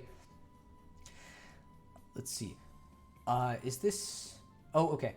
Alright then, we're getting the team together. I'll call up Konata and a couple others to join us. Though honestly, we're still a bit undermanned if I'm gonna be honest. Like, we really need probably 10 more people besides the ones I'm calling. You got anyone in mind? Trump again stared at his phone background, which now featured an embarrassing photo of Isaiah from the Halloween party. He thought really hard about it, as hard as he could. Then finally he came to the answer. What about Crumb? Donald Trump asked. He was one of the people I was gonna call. Oh. Trump began thinking again as he stared at his phone background, which now featured an embarrassing photo of Keegan from the MLK Day party. Okay, fucking geez, I'll call Amy Rose. Again, I was already calling her. That was literally the rest of the people I was calling. How the fuck did you manage to pick those two in specific? That's some creepy shit. Almost as creepy as that one haunted house near Keegan's house. That's a reference to a real thing, by the way. Donald Trump thought again as he stared at his phone background, which was now a picture of Jordan. That's it. He thought really hard and, can I just go and get Troy and the boys, or is this dumb joke gonna continue? Trump asked. Sure, go get him, dude, says the narrator. So Donald Trump, Knuckles, and Hitoshi all met up at Troy's house, where Amy, Crom, and Konata had magically met them, despite the fact that they were actually never told Troy's address. Heck, I'm not even sure Knuckles actually called them. They might have just showed up, honestly. They all entered Troy's bathroom and pulled out a fork. I've been waiting for this all day, stated Trump excitedly as the bathroom door closed. That house was creepy. It fucking... See, that's my sister knows what I'm talking about, the fucking haunted house. Chapter 3, Let's Get This Fish. Also, I guess my sister is listening to this, so she's finally going to get to hear the conclusion of the story that she never finished, because I think she only got through the first one, so... Haruhi was in the middle of her lecture on calculus. She decided to spice it up today, as her usual torture wasn't really that exciting anymore. Even Troy, who adored it at first, was beginning to grow tired of it. Unfortunately, this wasn't the kind of torture he was hoping for when she said it would feel like, quote-unquote, a spiked dildo being rammed up your belly button. Oh, when is the spiked dildo gonna come out? Troy whined. Don't interrupt class. That's it, Troy. Punishment time. 20-mile sprint. No food or water until you're done, Haruhi screeched. Oh boy, just what I was hoping for. The rest of the room all cringed as she went to the next PowerPoint slide, and it said there were 800 more slides to go. You know, I went to law school, and even that was more fun than this. Righto indeedy, Phoenix-kun, my bro.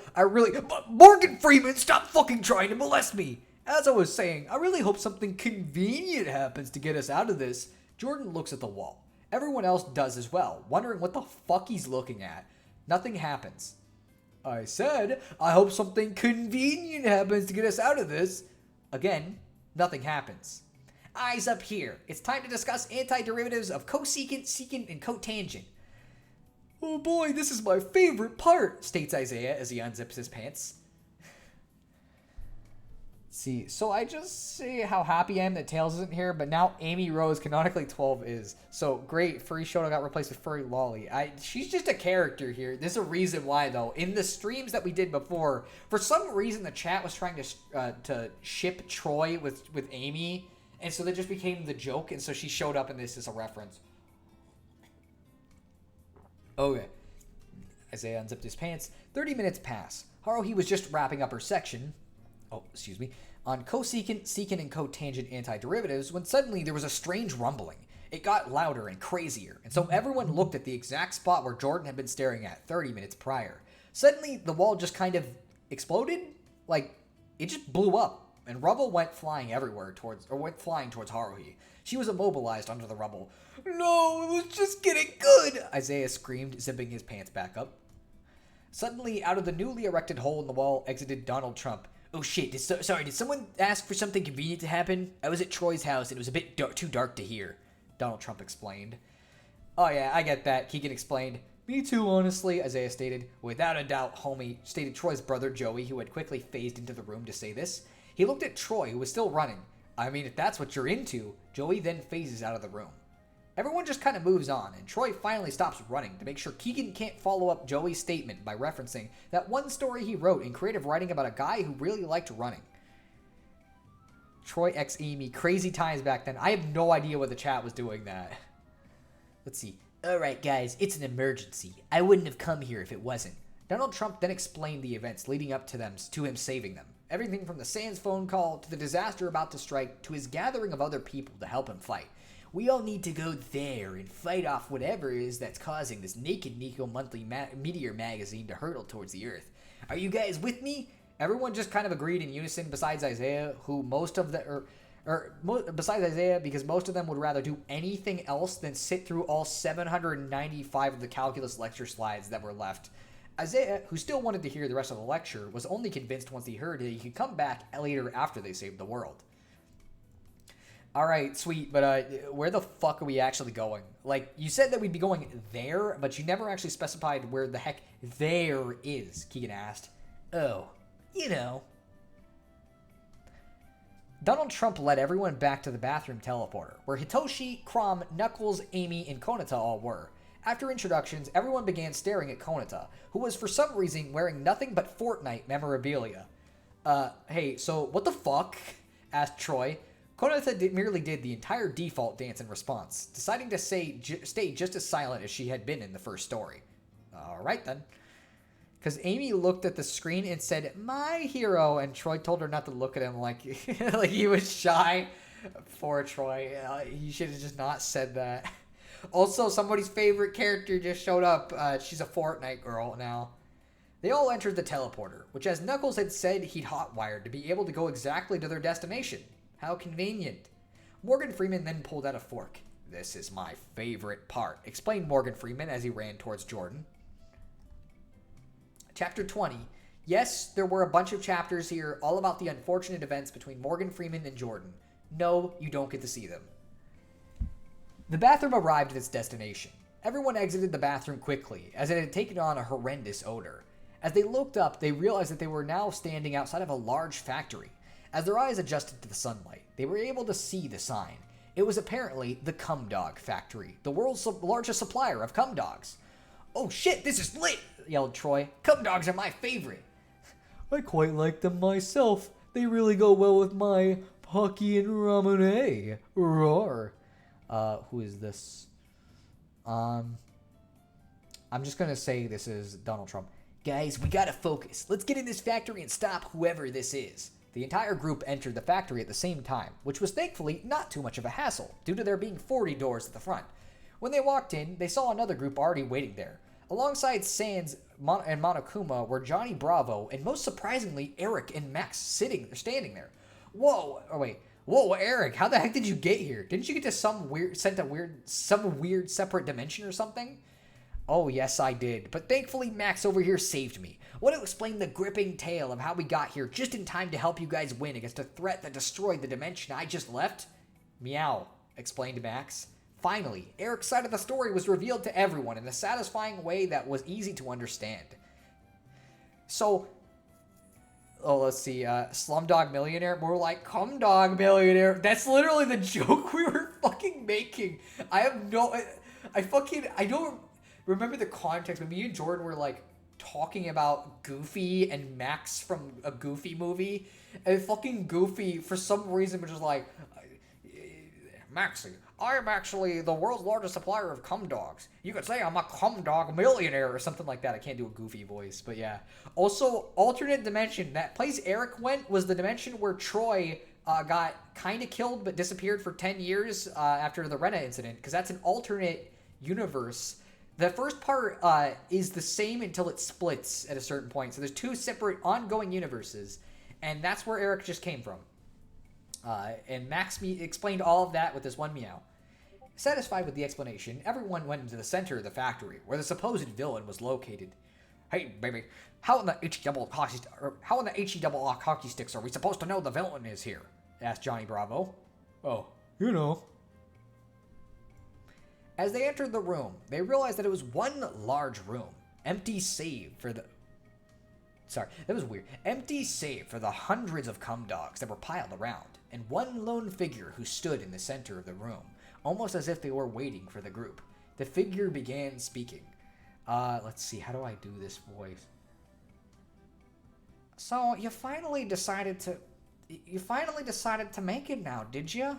The figure rang out. Well, I'm sad to say you guys are too late. There's no way you can stop my powers. Damn, now we dealing with parallel universes. Oh, it's him. I wonder if anybody can figure it out before I say who it is. Just from the voice or from the little descriptor. No one could identify the figure yet, as their face was shrouded in darkness.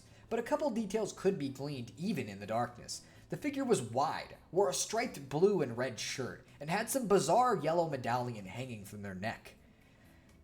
Yo, I can't see anything. Can we, turn on a light so we can see who this weirdo is? Knuckles asks. Everyone looks at Asuna expectantly. Yeah, go ahead, explains Asuna. Everyone just kind of shrugs, and then Knuckles turns on the lights. The group couldn't believe their eyes. Who the heck is that? Oh, you don't know me? Well, I am the amazing, the powerful, the almighty Christian Weston Chandler. Fear me. Everyone just kind of stood there. Troy might have coughed. What a fucking loser, am I right? So, all we're gonna do is beat this dude up and we can stalk the Naked Nico monthly meteor, right? Keegan asked. Zap to the extreme. It is indeed him. Now wait just a second. Don't you guys want to hear my evil plans? Everyone darted at Chris Chan and began pummeling him as hard as possible. Chris, who seemed unfazed by the attack, piped up. Oh, for the love of... Chris then let out a surge of energy, one so powerful it knocked everyone back, with Jordan in specific landing right on a cum dog pile, getting coated in... Not again! This just happened last week! This is so not cool, Jordan complained. Chris Chan took a step forward. Alright, now that I've got you right where I want you, I can finally talk. Jeez, fuck. Do you guys know how annoying you are? Everyone nodded. Oh, okay. Defeat Chris Chan with the power of the Kiwi. Oh, you're gonna see how he gets defeated. It's really funny. Chris Chan began his explanation. For years, I was stuck as a virgin with rage. I could not get anyone to date me. Even my attempts at marrying fictional characters like Mewtwo would end up with them rejecting me. Like, how the fuck is that possible? They can't even talk. Jordan laughed, and so Chris threw a cum dog at him, and it landed right in his... And so I decided enough was enough. I was going to punish everyone, fictional or not. And so I did it. I merged the dimensions by spending hours and hours a day channeling powers through me while in bed. And that's how characters like Knuckles can exist despite literally not looking like they have the same art style as Johnny Bravo.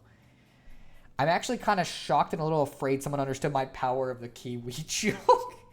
I am very knowledgeable on Chris Chan lore and a lot of other stuff. But, didn't this happen years ago? Asked Eric.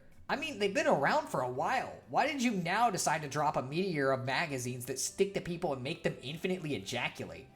I had to build my power enough to be able to drop the meteor and stop anyone who tried to stop me. So I seeked out anyone I could find with power and combined their powers with mine. How? Asked Troy. I vored them in one bite. Chris Chan smiled as he slapped his stomach, where screams could be heard. The group cringed a bit. I have plenty in there. Thanos, Neptune, the character Neptune, Minecraft Steve, MatPat, Sonic, Sonichu, and even Vsauce Michael. Fear filled everyone's eyes. I mean, if he beat Vsauce Michael, who's practically a god at this point, what could they do? Now, no one can... I am unbeatable. Sans then stood up, as did Knuckles. Oh, come on, there's no way you're actually that strong. Yeah, he's got to be bluffing. Come on, everyone, let's take him down, shouted Knuckles, who ran at Chris Chan and tried to punch him. Chris dodged instantly, and then subsequently punched him, knocking him at the wall. Not deterred, the rest of the group barreled towards Chris Chan. Amy swung her hammer, Troy did his patented 360 no-scope kick, Sans shot a Gaster Blaster, Isaiah threw rocks, Keegan threw a yellow water balloon with an unknown substance inside, Asuna lunged forward with a sword, and even Hitoshi attempted to throw a very weak punch. All of them were dodged without any effort, and then Chris attacked each person individually. He somehow managed to teleport behind every single person there, say, "Nothing personal, kid," and then kick them into the wall. Isaiah was kicked with his right leg, Keegan with his left, and Troy with his middle. Chris then teleported to Amy. This is a reference that literally will make no sense to anybody if you weren't in the old streams. You come here often? Troy's my waifu. It was a torrential downpour, and she just so happened to land directly on Troy. So, in the old streams, we decided that the best ways to get a girl were to tell her, you come here often, or tell her, Troy is my waifu, and that will get you any girl. Before anyone could even get up, he sent out a surge of energy. Not only did it hit everyone with the force of a metal scooter to the leg ×3, but it made the roof cave in, revealing the sky above. Oddly conveniently, literally no one was hit by the falling debris. It was fucking weird. Then Chris chopped his arm down in a boing motion. Everyone looked up in horror as the magazines fell from the sky. This wasn't the meteor, but clearly had come off the meteor. Some managed to get out of the way, but others didn't, like Morgan Freeman, Rodri, and Jip. Liquid began pouring out of them. Oh no, I already did this earlier. I don't want to do this again, complained Morgan Freeman. One hit Sans, and instantly his hand turned into human skin, as did another part. No, Sans somehow managed to remove the magazine, a feat that should be impossible, and then tossed it through the wall. See, Vsauce Michael? No! Yeah, we're screwed pretty much. Was the water balloon part of a reference to that one story? Yes, it was a reference to the pea water balloon. Monokuma used Despair, Beavis used Stupidity, Pikachu used Thundershock, and Rob Liefeld used Artwork. All were super effective. Well, not in this case. He would have knocked him down too. Chris Chan Sonichu took 1 point of damage. Pretty much. Now you see why you cannot beat me. With the power of Vsauce Michael, I'm almost invincible. And now I will finally bring an end to this. I will use my powers to bring down that meteor on everyone, so everyone can suffer like I did. Of course, I'll be completely immobile while doing this, so, just give up and don't try to fight back or whatever. That would be really inconvenient. I'm serious, don't. Chris stated as he began floating into the air. He closed his eyes and began glowing. The meteor, which was now in sight through the atmosphere, was suddenly speeding up and shaking violently. Well, I guess this is it, guys. I'm not really sure we could do anything here. Like, we didn't even hit him yet, explained Phoenix. Almost everyone seemed to agree. Like, are you guys stupid? Troy yelled. This is our only chance. He literally said he'll be immobile. We can hit him now. Tom Servo and Crow used riffing. It's super effective. You're about to see something that kind of fits the comments you're making soon. Suddenly, Hitoshi got up. That's right, guys, girls, knuckles. This is our last chance. If we don't do something now, our freedom will be taken away. And that's not A-okay. There's freedom in this country. This is America.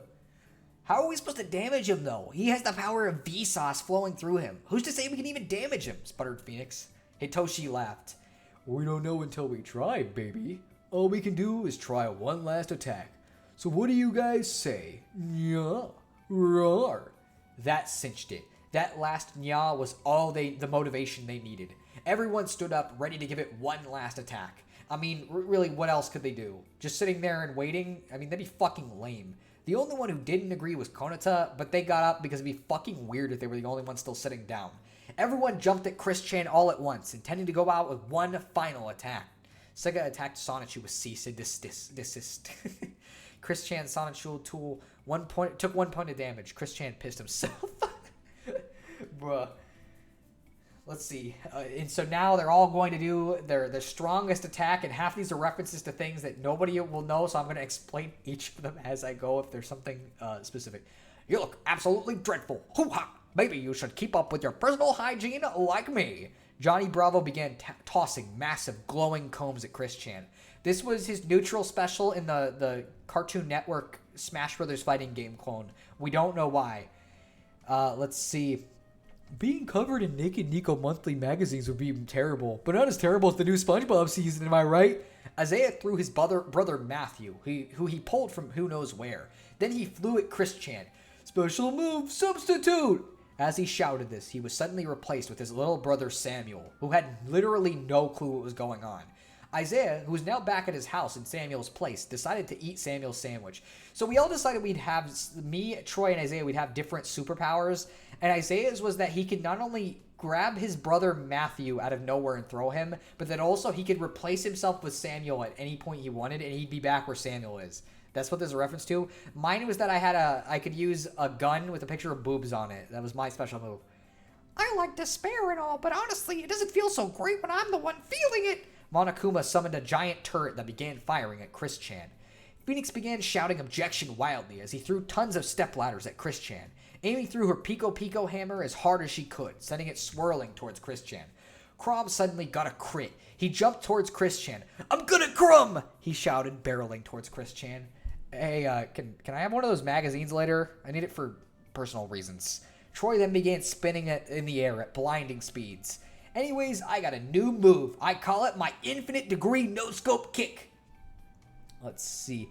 Time for you to know the ultimate embarrassment, shouted Asuna as she pulled out a shit ton of lights and began shining them towards Chris Chan. You really think you're gonna win? Huh, that's comedy gold. Hitoshi then began singing Hips Don't Lie, buffing the entire team. In the same respects, Konata began doing every single Fortnite dance at once, debuffing Chris. Crom said it in his signature quote, I'm gonna crumb. Knuckles began gliding at Chris Chan. Oh no, you don't, he shouted. Donald Trump began summoning walls and dropping them onto Chris Chan. Morgan Freeman began pulling out VHS tapes, DVDs, and Blu-rays of all the films he was in and began tossing them at Chris Chan. I'm really feeling it, Shulk screamed as he initiated a chain attack on Chris Chan. Pick a god and pray, shouted Eric as he whipped out his homemade falchion and flew towards Chris Chan. You're a weird kid, shouted Keegan as he pulled out not one, but 2 guns with pictures of boobs on them and began firing. Righto, fam, time to get lit! Jordan somehow managed to turn into solid metal, based off his hero Metal Mario. He then began T-posing and fired a laser straight from his chest. Don't fucking ask me how he knows how to do any of that. Let's see, this is Jip. Why don't we put these magazines to good use, asked Jip. With the pleasure, literally, stated Rodri. The 2 Inklings then attached, and then began spinning. Once the spinning ended, they shot a massive white ink strike at Chris Chan. Again, these are my characters at this point, because they don't exist anywhere else. You're not... This is Sans, by the way. I didn't make it very clear, because the comic Sans isn't there, but it's Sans.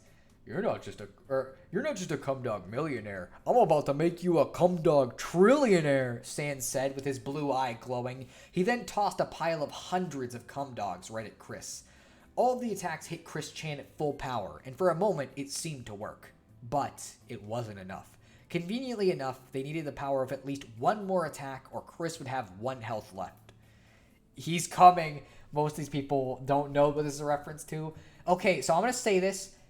In our previous streams, we played a dating sim called Katawa Shoujo, and in it, there was a character named Kenji who was like a super incel dude who hated women. And in the dating sim, we also played as a guy, what was his name? Hisao, who was dating a girl named Lily. That was the girl we chose. She was blind and also very hot, so we chose her. And just mentioning that so you at least have an idea of who this is. It wasn't enough. Isn't there anyone else who can help us out? Asked Shulk. Suddenly, the door to the warehouse slammed open, and a weird-looking person walked in. He had glasses, a school uniform, and looked an awful lot like Harry Potter, but very clearly wasn't. He began talking. Hey, Hisao, are you in here? Did the feminists get you already? Ah, jeez, I was really hoping you could buy me a pizza. The guy looked up. He couldn't really see what was going on, though, at least not in detail. Hey, what the heck is going on? That's it, I'm leaving. But before he could do so, he received a message on his phone. He opened it up and read. It read, Yo, what's up, fam? It's your boy Hisao. Hey, yo, look at this fucking hot piccalilli I just took. XOXOXOXO Hisao. Kenji looked at the picture and felt something building inside of him. Oh no, Hisao, what did that picture do to me? Suddenly, a white liquid began shooting out of Kenji at 200 miles per hour. Hey, Hisao, why? Why is there white pee-pee shooting out of me? Fuck, it's hard to do this voice. Said white pee-pee began flying up towards Chris-chan. Oh no, wait, I only have 1 health, and why is this pee-pee what? And then it hit. In one fell swoop, every one of the attacks broke through Chris-chan's defenses. He was sent flying towards the sky, managing to spit out all of those he vored. Chris looked defeated momentarily, but since the health mechanic worked off bizarre logic, he didn't die, he just couldn't fight. Wait, what? I mean, I've still won. You may have beaten me, but there's no stopping that meteor. You're all going to suffer under my... Chris was suddenly interrupted by a voice on the ground. Hey, Vsauce! Shouted Michael. He then teleported right in front of Chris-chan. Michael here. Then suddenly, Chris heard a voice in his head that was not his own. What if you were defenseless? Without another word or action from Michael, Chris-chan was sent hurtling towards the meteor at an ungodly speed. He hit it, and somehow, despite every law of physics, he managed to completely change the meteor's momentum with him, sending both him and the meteor now attached to him hurtling into the void of space. That's it. Chris was defeated, and now the world would never suffer the Naked Nico Monthly Magazine meteor. Wow, Michael, you saved us, shouted Keegan. Not all of you. Michael then teleported behind Amy, ate her in one bite, and then vanished. Oh, Troy said. Oh, whatever, no real losses were had today. Oh, I remember Katawa Shoujo. I actually played it and wound up with the girl who paints with her feet. Ah, so you went with, was it Rin? I preferred Lily. White pea. Glad I wasn't eating at this point. Rin, Tezuka, yeah. I'm more of a Lily or Hanako guy, if I'm choosing. And so, with Chris-chan vanquished and the day saved, everyone decided it was best to head home. All except Isaiah, who returned to the calculus lecture with Haruhi. Troy would go on to become a famous talk show host on the show The Troy Boy Hour. Sands continued being the president of the United States for a second term, and was the best president the U.S. ever had. Donald Trump went on to create a wall-building business that became the best one in the entire world. Konoto went back to playing Fortnite. Isaiah went and finished his calculus lecture, and became the world's best calculus guy. Eric would go on to marry Sumiya, as he found out he actually liked being stabbed by spears a lot. Max was Troy's cat. Keegan would go on to open up a smoothie shop alongside Johnny Bravo, which would ironically become a worldwide franchise within a few years. Monokuma, deciding he had enough of despair, decided to create a new school called Hope Speak Academy 2, Electric Boogaloo, which was actually just a normal school. Asano would go on to star in a show called Sword Art Online, which would become the greatest anime of all time. This is also where she met the love of her life, Kirito, the greatest guy to ever live. Phoenix just kind of kept on being an attorney. Shulk would go on to start a new yoga business. Rumors say he's been feeling it ever since. Jordan would go on to become the new Metal Mario, following in his hero's footsteps. Knuckles went back to his wife Curly, and his mechanics business has been booming ever since. That glasses guy? I don't know, didn't even get his name. Michael kept on consuming people for no explainable reason. Morgan Freeman went on to star in more movies, of course. Rodri and Jip later got married when Jip finally admitted that he actually loved Rodri. Crom? Well, what can I say? He's still the same old guy he always was. And Amy? She's dead. And they all lived happily ever after. And that is the end of the Troy.exe / Butterino.exe / Climax.exe.exe story. A fanfiction series written over the course of, 8 years or something. That started out as a shitpost fanfiction for my friend Troy on his birthday, and eventually became something I showed to a whole stream of people, and wrote a whole new part just for those people. And it's quite the story. So what did you guys think of the trilogy overall, and which one was your favorite?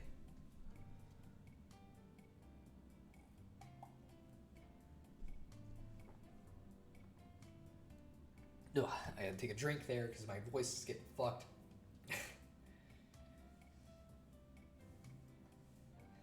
Man, fucking... I can't believe I just read out the fucking fan fictions in their entirety. It was fucking such a long-ass process. I kind of can't believe I actually went through with it, but I did. And I've been streaming for 3 hours and 14 minutes. And I don't know how. But, so yeah, that was the fan fictions. I don't know if my sister's still hearing it or listening, but she technically got to hear the rest of the trilogy if she did, so I feel bad for her, but at least she found out the later ones get better, so that's good. Climax.exe was probably the best, building off of the other two. Good payoff with the final battle. Yeah, that's the thing that's funny, is like, a lot of these one-off lines were never meant to link to anything. I just ended up making them into something fucking weird. Your biggest mistake is that scientifically, girls can never force themselves on boys. That's what Twitter and YouTube said, so it must be true. I am not sure about that one, Chief. I am still here. Well, hey, did you like the second and third fan fictions better than the first one, at least, then? But yeah, I think there's a lot more actual scientific problems with this fucking story. But it is one of the funniest fucking things I've ever produced to me. It just sucks that half of the jokes don't make any fucking sense if you weren't part of our friend group, because there's so many fucking in-jokes. It's not even funny. They sure were fanfics. Ah, come on, you loved them. Yeah. Oh, man, fuck. That was nuts. But I have them downloaded now, so they're mine, and I can keep them. And that's great. Let's see that I've heard before because I watched the original live streams. Oh, I thought you skipped 2 and 3. And you read an edited version because it's missing a cameo from a Deku Scrub at the sentient computer. Yeah, I kind of decided to remove it because Deku Scrub, he was not really happy about it, actually. Like, he was, like, actually genuinely mad about it. So I decided to remove the reference because it was just like, if it's bothering him that much, it's probably better to not have it in there. I didn't know the dude took kind of what was such a dumb, simple joke so seriously, but it is what it is. You know, so yeah, this music fit pretty well. It was very very sensual for the story. Although I feel like we could have had an epic battle music for the last part that probably would have fit better. You know. But yeah, so I guess we're nearing the end of the stream. Before we end off, we can take one more look at our amazing artwork we drew. Fair enough. The YouTube chat kind of made the joke into something that wasn't really funny anymore. I think it's more that he just, like, he didn't like being the center of attention in this case, and so he was not thrilled about that, but that was kind of it. But yeah, our drawings of Kagami with this wonderful look, and for some reason her hair is maniacal. And then our drawing of Monika, that's slightly more detailed, but still just as amateur, with a Luigi hat, because I didn't end up technically doing the full request, but it's close enough. You know, so, that's good. Oh, wait, about Kagami. What about it specifically? Let's see. I'm gonna get a snippet so I can actually... I think that drawing was her after hearing this story. Yeah, you know, it's not impossible that after seeing Konata's fucking reaction, or seeing Konata's position in the story, maybe she was just kind of very maniacal about it, I guess. I have no idea. Kagami. And then I'll just put 1, I guess, because I would like to have these somewhere on Twitter, I guess. And I guess we'll do another snippet real quick, because somebody said I should post them on Twitter, but I do anyways, because I think it's fun. So, we'll save these.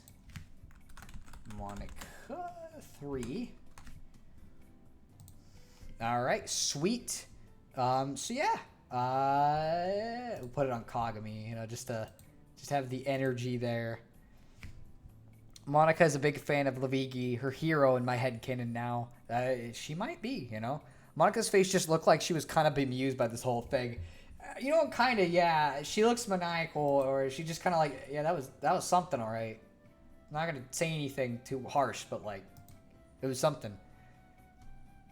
Let's see. Wouldn't you be your first time hearing it? I mean, like, I have no idea. Yep, for me, this is my first go around. I apologize, but I hope you enjoyed something of that fucking nonsense. So I'm gonna end the stream once it hits 3:21. So if you guys got any last thoughts, you might want to share them now while you still got the chance.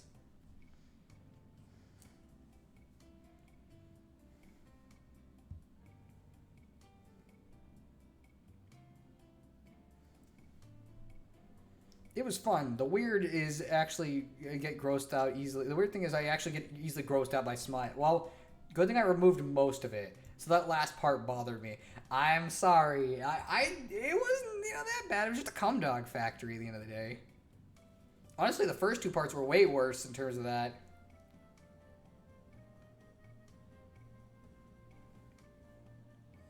I'm just watching the thing. We're getting close. I got 30 seconds left. Let's see. Somebody gets a post in before then. Uh-oh, it's getting closer.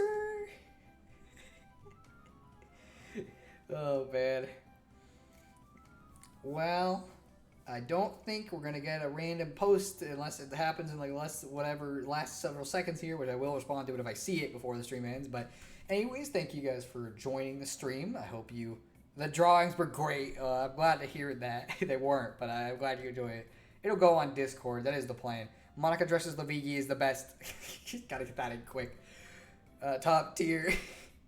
Well, I guess we'll end on that. And I guess we'll see you guys in the next stream. I might be doing one on Saturday again, or I might end up having to skip it. We'll see. You know, again, I'm not going to predict the future, but right now, the tentative plan is on Saturday, and hopefully there'll be a Super Mario RPG video out on YouTube before that, so I hope you look forward to that. And anyways, Dan got right back as it ends. Yeah, you really got back at the worst time. But yeah, thanks for joining Random Geek. Just be Mo Dantes, my sister, freaking Eggs of Bacon. You know, everybody who joined the stream, there was more people. They were here earlier. Let's see them posted in a bit.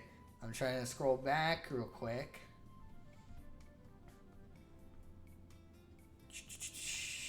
I know there was somebody else, and I'm having trouble. Well, it is what it is. Either way, glad you guys could all join the stream, and I hope you guys have a good night. So was Kagami. Evil Stare is hilarious. I think this is the longest he's ever streamed, though. I know. I didn't intend... This was supposed to be a short stream. I don't know how it ended up so long. Anyway, see you guys later.